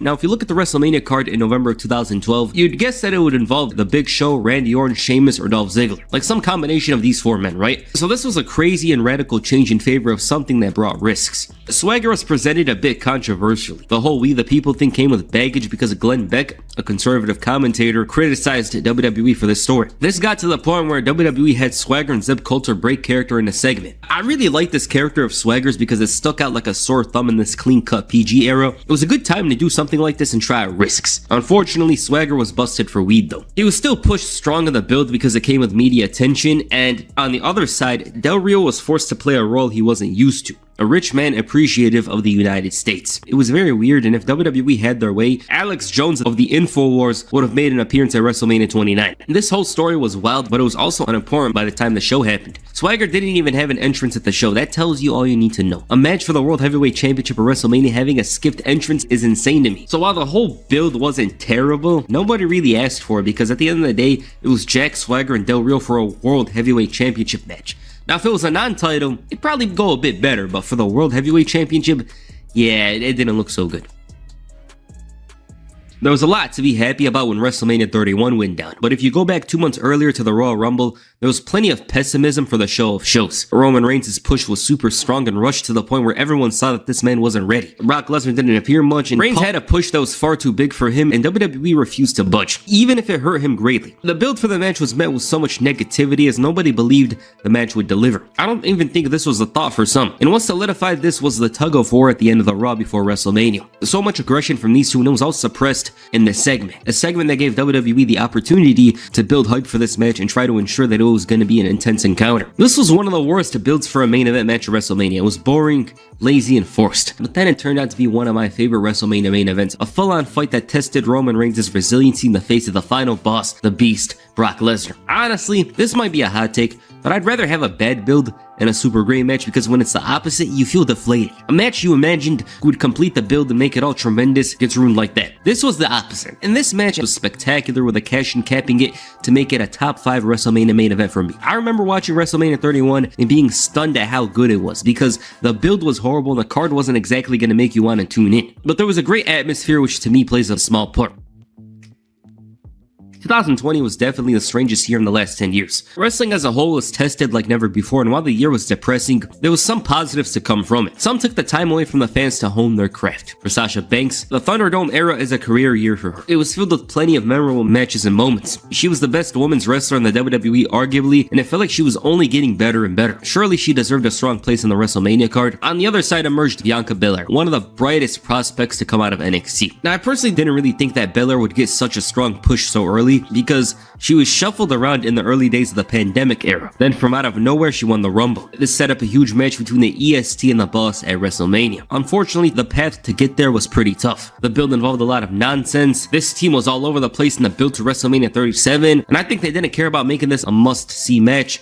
since it sold itself. But my issue with this is that even though Belair won the Rumble, it didn't feel like she was ascending to some super high level, even though she was, she was actually facing the SmackDown Women's Champion, one of the biggest and most successful women's wrestlers in WWE history, but it didn't feel that important. Because having a title match at WrestleMania is huge, yet the build didn't establish that. There was Reginald involved in the parts of the build, Sasha and Bianca became partners and worried about each other at some point, and that of course was to ensure the match goes down, but there was no fresh approach to the match at all, and for the top matches, it had the worst build for that year's WrestleMania. That's all forgotten though now because the match was incredible. They got to main event night 1, which was a bit surprising seeing as the build was the most uninspiring, but they made the most out of the opportunity. It was the best women's match at WrestleMania up to that point. I have Bianca and Becky higher than this, but it was amazing. There was a great vibe and energy with night 1, and they capped it off with a classic, one that stands out amongst the best matches in both women's careers. WWE from 2018 to 21 was filled with some very weird stories and characters. Shane McMahon was one of them. He randomly became one of the top heels in the company, and this guy had so much TV time that rumors started coming out that he was going to end Kofi Kingston's title reign. And that was actually believable. I actually thought that would happen. He disappeared for a bit before returning in March of 2021, and his return felt like a debut because this man forgot how to play a character on TV. He was set to feud with Braun Strowman. This story already was stupid, just like Braun Strowman, according to Shane. The issue with it was that Strowman was being bullied despite being a very successful wrestler. He almost beat Brock Lesnar, dethroned Goldberg, and has victories over Roman Reigns, but Shane is the one guy he struggled with. The segments were messy, there was slime at one point, it was embarrassing stuff. And on top of that, Shane's segments were so bad that they were hilarious. He was randomly sweating in the middle of the ring, calling Braun stupid and pacing around with no purpose. It felt like this segment glitched. There were some questions about Shane's health at this point due to this segment. I'm not gonna lie, it was a bit funny during this segment, I just gotta mention it. And then the following week, it was the same thing. It was awkwardly cutting a promo as if he never cut a promo before. Only a couple of months earlier, he cut a promo for Raw Underground. This whole thing was terrible. There were some elements of it that were entertaining, but it wasn't because it was good. I just found it strange how Shane forgot how to play a character. Luckily, Braun wasn't too stupid in the end and threw Shane out of the cage. He instead threw him off the cage, but back in the ring to win the match. But the highlight of this feud will always be that segment where Shane forgot his lines. It led to an entirely awkward situation and kind of ruined the build before it even started.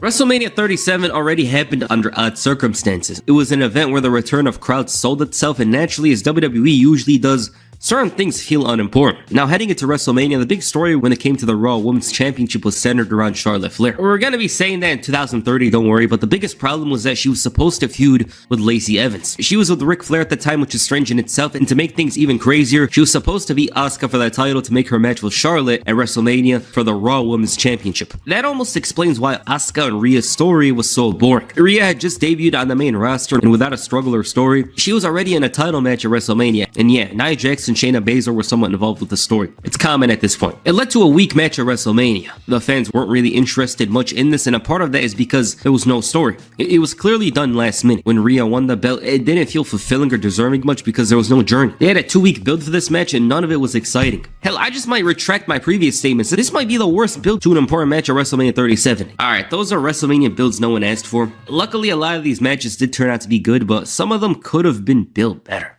It is what it is though, so yeah.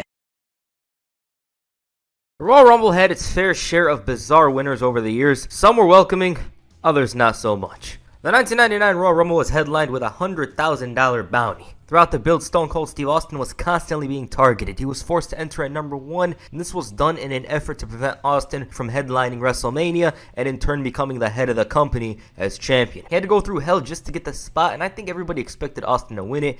It just made sense because the corporation were a thorn in his side, but in a surprise turn of events, it was Mr. McMahon. He booked himself to win the Royal Rumble. Why? To add more drama on Austin's pursuit of championship gold. It was kind of smart because St. Valentine's Day Massacre did a good pay-per-view buy. 450,000 buys, and it's all from the heat that the Austin and McMahon feud generated, especially from the Royal Rumble itself. Did anyone want him as the winner though? Hell no.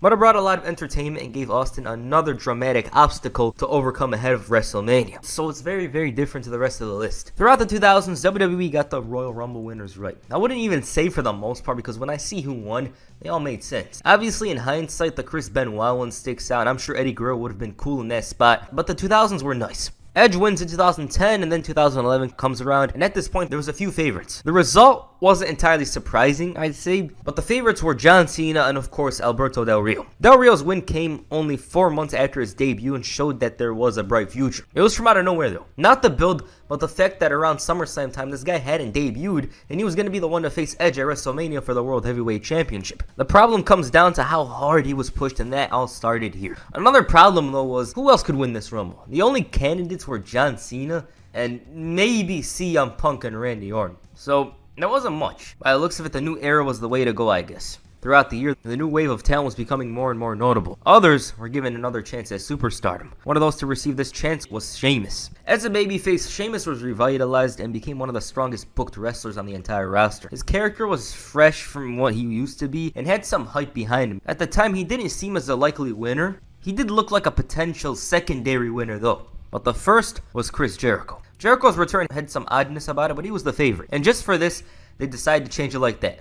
It didn't stop them in the past, and for somebody like Chris Jericho, to add the Royal Rumble to his legacy would have been cool. Sheamus' feud with Daniel Bryan was second fiddle, but not to mention their match as well. It's a very forgettable Rumble and a very forgettable winner as well. The next one though was the opposite. John Cena. After a widely inconsistent 2012, which was highly over-exaggerated as the worst year of John Cena's career, he looked to rebound in 2013. To explain this properly, his year is like the Chiefs, the Warriors, or even a team like Man City not doing well. But it certainly wasn't his worst. It was his worst since probably 2008 though. The moment 2013 began, everyone and their mom knew who was winning the Royal Rumble, and it wasn't Dolph Ziggler or Ryback, it was John Cena. This one might seem as false advertising if you read the title, because there was some definitely that wanted him to win. But it was not that interesting and predictable. Predictable isn't always bad, but when it's John Cena and the height of his push winning the Royal Rumble in the year of 2013, that's a different story. I think they could have had him face The Rock with another scenario and have somebody challenge for the world title here. The redemption storyline was going to happen anyways. In a better world though, triple threat drama with The Rock winning the Royal Rumble, or even The Undertaker winning the Rumble itself, it sounds so far-fetched and ridiculous, but I would have preferred it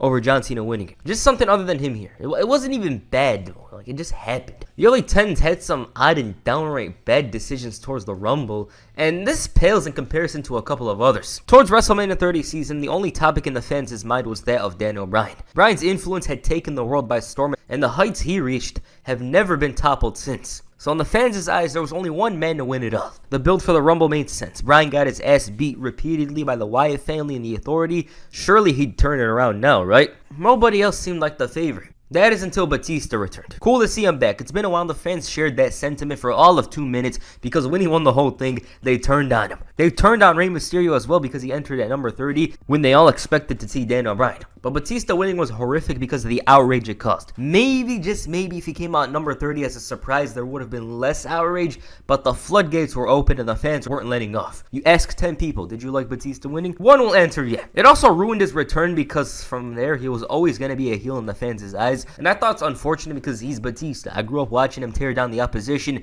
and do it with loads of charisma. So seeing him become hated, and yeah, some people actually hated him personally for taking that spot, it was kind of sad. Him being brought in like this was going to cause problems, and that's exactly what happened. Even he believed that this wasn't the right way to go. Not many were asking for a Batista Rumble win in the year 2014. Hell, they even wanted Roman Reigns of the Shield to win it, and I guess McMahon was like, okay. Heading into late 2014, the Shield as a trio was no more. Each man drifted into a direction, and they seemed primed for super successful careers. Roman Reigns though was to WWE the clear standout. His size and look was helping him a lot, and he didn't have much experience, especially at the main event level, but they were going to make it work. Upon his return in December, Roman Reigns was slowly turned up. It also didn't help that Daniel Bryan had just returned as well, and the thing is, with peak Daniel Bryan, the fans will make noise and don't care who's in the way. Here, it was Roman Reigns. Come Rumble time, it was set up to force everybody to cheer for Roman. Bryan was eliminated early on, and that was the beginning. Ambrose and Ziggler were thrown out by Big Show and Kane, and those two were set up to be the big obstacle. But they turned on the match, and even when The Rock came out, it's like, hey, cool to see you, Rock. Fuck you, Roman. Nothing was going to help him, and even Rusev was cheered to win it. But he didn't, and the conclusion saw the fans tweet, cancel WWE Network, complain on the internet. It was a mess. And the Roman push coupled with a few other things led to WWE suffering then record low ratings. It hurt the product a lot and felt forced because Roman Reigns was talented. He was just green and needed direction, not misguidance. It should have been slow and natural, something like beating Rusev for the US title at WrestleMania and winning the world title later that year at the big event itself. At the end of the day, fans were going to turn on him anyways, that's just how it is, but he would have had a lot more goodwill from the rest of the audience. And a minor thing to mention is that CM Punk interview. You guys remember that CM Punk interview with Colt Cabana? That was when CM CM Punk's like, oh, they gotta make Roman look strong, and a lot of people from there were like, hey, this guy's overpushed. His 2015 run was very bumpy, but he ended the year being cheered after some clever booking as well. It was very smart of them to book it the way they did, but this is not the video for that. That's for another time. Roman Reigns' issues with the Authority intensified after he took out Triple H. At this point, we all knew what was up, especially because Roman won the title and was forced to defend it. The thing is, Triple H returning, you know, like, and winning the whole thing, I feel it was average. Like, I want to say it's trash. It's not bad, but it just came off as unnecessary. I get there was an injury crisis at the time, and the likes of John Cena and Seth Rollins weren't there, but there could have been a better winner, right? Because that Triple H and Roman Reigns match was so boring. It was a snooze fest. All I remember from that match is Roman accidentally spearing Stephanie or something. Like, I don't remember much from it. Dean Ambrose. A Shield main event with the two facing off could have been special. And the history between those two and the action, the match itself, would have been better. But it wasn't to be, and it was another disappointing Roman Reigns match. The hype for the Royal Rumble in San Antonio was real. It was by far the most star-studded Royal Rumble in almost 10 years and gave off an unpredictable feeling. It could have been The Undertaker, Brock Lesnar, Goldberg, Chris Jericho. That hype and excitement for a Royal Rumble hadn't been felt in years, but when the match happened, it just happened. The favorites disappeared like that, and we were left with Roman Reigns and Randy Orton. Roman was a surprise entrant, and let me tell you, the dread and lack of excitement the fans had was incredible. You're like, who is it? 5, 4, 3, 2, 1. Is it Finn? Is it Omega? Is it Nakamura? Who's it gonna be? Then you hear da-da. And just thinking about it now, it was funny, and it still is. Like, when you look at that time period, everybody hated this man. Obviously, some people cheered him and whatnot, but the majority booed him. They did not like him. And at this point, whoever was the opponent in the ring, it didn't matter if it was John Cena, Rusev, hell, even Jack Gallagher, they would cheer him. And that's what happened as Randy Orton managed to win the entire thing with the fans cheering. It was a bit odd to see him win, but the betting was in his favor a few days earlier. Personally, I didn't understand why Orton needed to win the Royal Rumble. The story was him infiltrating the Wyatt family and turning the whole thing into ruins. It doesn't really need a Royal Rumble victory. But then again, another story was in front of them, and that's of course the Chris Jericho storyline. So if they weren't going to do that, what were they going to do? That leaves one more story, The Undertaker. And with 2007 AJ Styles, one of the most perfect, immaculate eras a wrestler's ever had, I know for a fact that they would have burned down the building, built it up, and did it again. Like, that match for the WWE title would have been incredible. Randy Orton was an odd choice, and it didn't help that the WrestleMania match was disgusting and forgettable. I remember watching WrestleMania 33 the next day in the morning, and I didn't know the results, you know, so start the show at 11 a.m. I didn't watch it. I knew this match wasn't going to be good. I literally skipped over it and later learned that I didn't really miss much. It was bad. It sucked, which was not a surprise to me. So, all in all, the Royal Rumble, Randy Orton is the Royal Rumble winner, was pretty underwhelming due to what came out of it. The 2018 and 19 Rumbles were not really offensive. They were inoffensive. It seemed like the right calls at the time. It's just the aftermath that was an issue for a bunch of them. With WrestleMania 36 on the horizon, though, it meant yet another challenger was to be determined in the Rumble. For the woman, it didn't seem like there was many favorites. I remember at the time thinking it would be Shayna Baszler because she had unfinished business with Bayley and Becky Lynch, but it turned out to be Charlotte, and why? Because. Now, at the end of the day, it's always her. It's always, the wheels keep on going. She leaves, she comes back. We all know she's going to win the title again. That's how it always is. Unlike a bunch of these, the Women's Royal Rumble did not have many choices. There's, of course, the shocking choices, you know, if you want to, like, do something big. Rhea Ripley, Bianca Belair. But they weren't going to do that. And other than Charlotte, there was only one woman that could have won the entire thing, and that's Sasha Banks. But she got injured. She got injured at the time. It led to Charlotte stat padding once again. This all leads me to 2022. The most disappointing set of Royal Rumble winners in recent years. Ronda Rousey and Brock Lesnar. The Rumbles lacked a true favorite to them. You know, both matches, they did not have a true favorite. We were going into it, it's like, oh, he could win it. She could win it. We didn't really know who had the best chance. The Women's Rumble had me believing Sasha Banks would win because of her return, and the men's for me was AJ Styles, even though he didn't really look like he had much of a chance to begin with when you look at the build. The pay-per-view didn't have much hype behind it, and with the lack of favorites, it turned out to be very uninteresting. Ronda winning the Rumble was dull, I did not care for it, and it led to a run nobody in their right mind would ask for if they knew what it was going to lead to. And ever since she came back, her form was nothing close to her 2018 run. 4 years is a long time in wrestling, and it seemed like time has passed her by. Then in the main event, Brock Lesnar, who all he has to do is say the two words title shot, enters at number 30, wins it. It was one of the worst things WWE did in 2022, and that's not really saying much because if you ask me, it's probably going to be the first thing on my mind. It wasn't that good, and it was a waste of a Royal Rumble, you know? It also didn't help that the matches themselves are very forgettable. Like, if it was a good Rumble, people were like, oh, at least it was a good match. But it wasn't. Then you had Brock Lesnar randomly coming in and destroying half the roster before winning the whole thing, so it was dumb. Alright, so that's the Royal Rumble winners nobody asked for. I actually thought about going back a little, possibly to Hogan's second Rumble victory. It just didn't make sense for me to go back all the way because I thought it was unnecessary. So that's why I started with 99.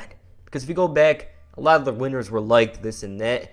And definitely, for somebody like Lex Luger, there had to be a lot of people that actually wanted him to win it in 94, right? There just had to be. So that's why I started with 1999. I went away for a couple of days because I was trying to think of the next video. I was going back and forth. That's what caused me to release this so late, so I apologize for that. I got a couple of videos on my mind. These are some of the videos I have on my mind. I wish I could do them this month, but I can't guarantee all of them. I know for a fact the first two, actually the first three, are this month. For definitely. That one obviously is going to be very, very long. I'm eager to make it. I'm very excited to make it, and I hope you guys enjoy it as well. So yeah. Alright, what do you guys think of these Royal Rumble winners? Please comment down below, and that's the first video. Make sure you hit the Batista bomb on the like button, or perhaps the Superman punch on the subscribe button. Peace. I'm out. The Thunderdome era of WWE was flat out odd at times, since everything was in disarray. Allowed them to try out new ideas. Some of these ideas were welcomed, while others, not so much. It was August of 2020. The build to SummerSlam was well underway, and from out of nowhere, they brought out a MMA Fight Club-esque concept, Raw Underground. Raw Underground isn't exactly a foreign concept in wrestling. It reminds me of those fight pit matches and of course Brawl for All, except this was scripted. You weren't seeing shoot fights and JBL getting knocked out, and in some ways, keyword some ways, having MMA, full-on MMA in pro wrestling is just confusing. There wasn't really high hopes for this one. But the biggest problem was not the MMA with Raw Underground here. It's a whole different story. For now, let's talk about how Raw Underground came to be. Ever since the turn of the millennium, you had heard of WWE's interest in pursuing MMA. Shane McMahon in particular was very interested in purchasing UFC. This was pre-Dana White, pre-Zuffa, and around the time the WWF was at its absolute peak. That never materialized, and a second attempt by the McMahons came around 2004, but they weren't willing to go all out. Because even if Vince did purchase UFC, it would have been almost impossible to control two huge companies at the same time, and I doubt that UFC would have become as big as it was. Then sometime in the mid-2000s, Shane really wanted to buy Pride. I believe this was around late 2006 when Pride was dying a bit. They had some issues, some financial issues, and they wanted to sell. Shane wanted to take control of the company and have his own thing, but Vince was skeptical, feeling he can't control the outcomes. Because investing in said wrestler means you expect said investment to come good. With a knockout, all that hype would be for nothing. Of course, a couple of months later, in March of 2007, Zuffa purchased Pride for around $65 million and brought the fighters to UFC, basically ending the company. And it was a while before you heard some rumblings of WWE and MMA crossing over. Of course, Brock Lesnar, within the span of 2 months at one point, had a UFC fight against Mark Hunt and faced Randy Orton at SummerSlam. And since WWE around 2019 and 20 was trying a lot of new things, that Dark Raw with the 24/7 championship, cuck storylines, they were bound to do the MMA thing regardless of the pandemic. Because the ratings were falling rapidly, viewers didn't care, were hopping off, and it didn't help that Monday Night Football was near. Personally, at the time, waiting until 1 or 2 a.m. for Raw and watching disappointment unfold is the worst case scenario. And whenever they did try something, you knew it was because of desperation.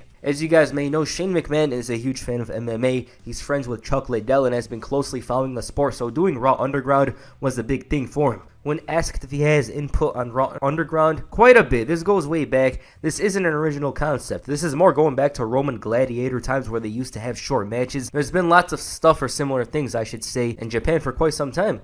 I've been traveling to Japan since the late 80s when I was a teenager, and I saw some of this, and it's always resonated with me. You mentioned MMA, a lot of my friends do that sport. I also practice multiple forms of it, and I really enjoy it. So if you can blend that with WWE entertainment and what we can have come together, it's a work in progress, and that's what we're trying to accomplish. So as you see here, he's been wanting to do this for a while. They tried to purchase UFC, Pride, but those purchases were unsuccessful, which leads us to Raw Underground. On the August 3rd, 2020 episode of Raw, Underground officially debuted. You had some dancers, which were actual strippers I should note, the dim lights fitting a grungy location, and Shane McMahon hosted the show. There was a huge emphasis on a man by the name of Dabba-Kato. He immediately destroyed some random, killed another one, all while Shane's talking on the mic. And as you can see here, there was an importance to MMA. It was a really different vibe, especially when you see how smooth regular WWE felt. This was just out there and it was gritty. It also helped the wrestlers with a background in mat wrestling and combat sports like Dolph Ziggler, because they immediately looked cool out there because of how cold-hearted he was in trying to knock out his opponent. Then you have the newly formed Hurt Business looking like the final bosses of the room. Poor guy over here didn't know what he was getting into. And the dancers kind of felt provocative, as this era of WWE didn't really have that type of stuff. Not this era, it's the current era, but you get what I mean. Even Shelton Benjamin looked like a badass just by stepping in here. They cleared the room of everybody with ease and showed that the underground was anybody's place. They just have to fight for it. Amongst other stories on the show were Riddick Moss and Arturo Ruas clearing the competition. They had that dog in them, especially Ruas. Dabba-Kato, though, had the most focus, and I think it doesn't take a rocket scientist to figure out why. Bro was so damn big and playing by his own rules. What about the woman? Shayna Baszler was hungry for competition. Nobody really wanted to fight, but she forced a fight and attracted the rest of the women. It seemed like she was done. They were 54 overall, so you know how it ended. They ended up taking away the dancers, which I personally don't get, but whatever. The good part about this whole thing, though, is that guys were doing something, especially if they had the background in sport. Ziggler here was doing very well. Marina Shafir debuted, and even Nia Jax made an appearance to absolutely nothing. She didn't want to wrestle. Fans in general weren't receptive to Underground, and after WWE moved to the Thunderdome, that would become more apparent. Bobby Lashley once again looked like the final boss of the show, destroying random people, and Dolph Ziggler even tried to beat some respect out of Cedric Alexander at one point. Some of the storylines on regular Raw even made their way to Underground. The Hurt Business was dominant, destroying the likes of Ricochet and Apollo Crews. Kevin Owens and Aleister Black took their feud to the mat. There was some stuff going on. But of course, back to Dabba-Kato. He was the big guy over here. He was out here destroying Kevin Owens, Aleister Black. And these were matches. This was during their match. He interfered because he got bumped into. He left his mark and basically showed that he was the future. He was going to debut on the main roster, cause chaos. But we all know how that ended. But in the storyline, because word was getting out of this thing, Braun Strowman and the bigger guys were appearing often. He went through Riddick and even dropped Ziggler before having a confrontation with Dabba-Kato. Shane thought, why not next week? Of course, when it happened, the newcomer won, right? Wrong. Strowman dropped him and basically closed down Raw Underground. From there, it disappeared and nobody heard a word about it. Apparently, a COVID outbreak happened around the September 28th episode of Raw, and worried about the virus spreading, WWE put it on hold before outright canceling it. So Raw Underground after 2 months was officially over. Was it missed? Hell no.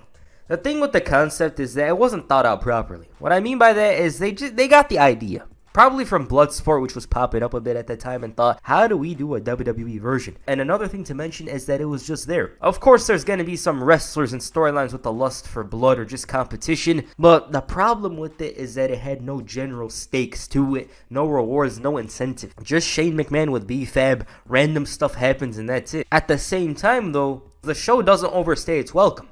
It just happens like that. You don't have a 30-minute show involving Underground, none of that. It's just a few minutes, and they move on to the next thing. The idea, though, lacked a lot to it, and if well thought out, it would have been better because, personally, I like the concept, I like MMA, I watch MMA, I watch the pay-per-views, this and that. I take an interest in it, and if I were to see WWE wrestlers have their own scripted fights, I'd be interested in it a bit. It's a little niche. Seeing these wrestlers in a different environment is welcome for me. Dolph Ziggler, Chad Gable, hell, what if Brock Lesnar randomly showed up and plowed through the competition? I think it would have been cool. Wrestlers who grew stressed with following the rules, entering a world where rules cease to exist and have to rely on brutality to survive. That's how I feel it should have been. Plus, they were building up some guys like Riddick Moss and Dabba-Kato, but by the end of it, they all lost to the regular guys. They looked good for a moment, especially Dabba-Kato, but by the end of it, they lost. If it were to continue afterwards, they probably should have built him up a bit more because these guys are Underground originals. But yeah, that's Raw Underground. Weird idea. I'm not gonna lie, I kind of liked it a bit more after making the video. Still not good. It's not good, but in another world, this would have been even better than it was. I think there was a little potential there. There was a little potential for this because it's a niche, Some people are going to be interested in seeing wrestlers, WWE wrestlers, I should note, doing their little MMA thing, even if it's scripted. I was kind of interested in it because we don't usually see Dolph Ziggler, Eric, Ivar, Bobby Lashley. These guys have these fights straight up like this. They usually bounce off the ropes, suplex, whatever. Here they were fighting just to survive and win. Simple as that. And I like that concept, but it should have been well thought out in order for it to have become a success. So yeah. Alright, what do you guys think of Raw Underground? Please comment down below. Make sure you hit a punch on the like button and perhaps a slam on the subscribe button. Peace. I'm out.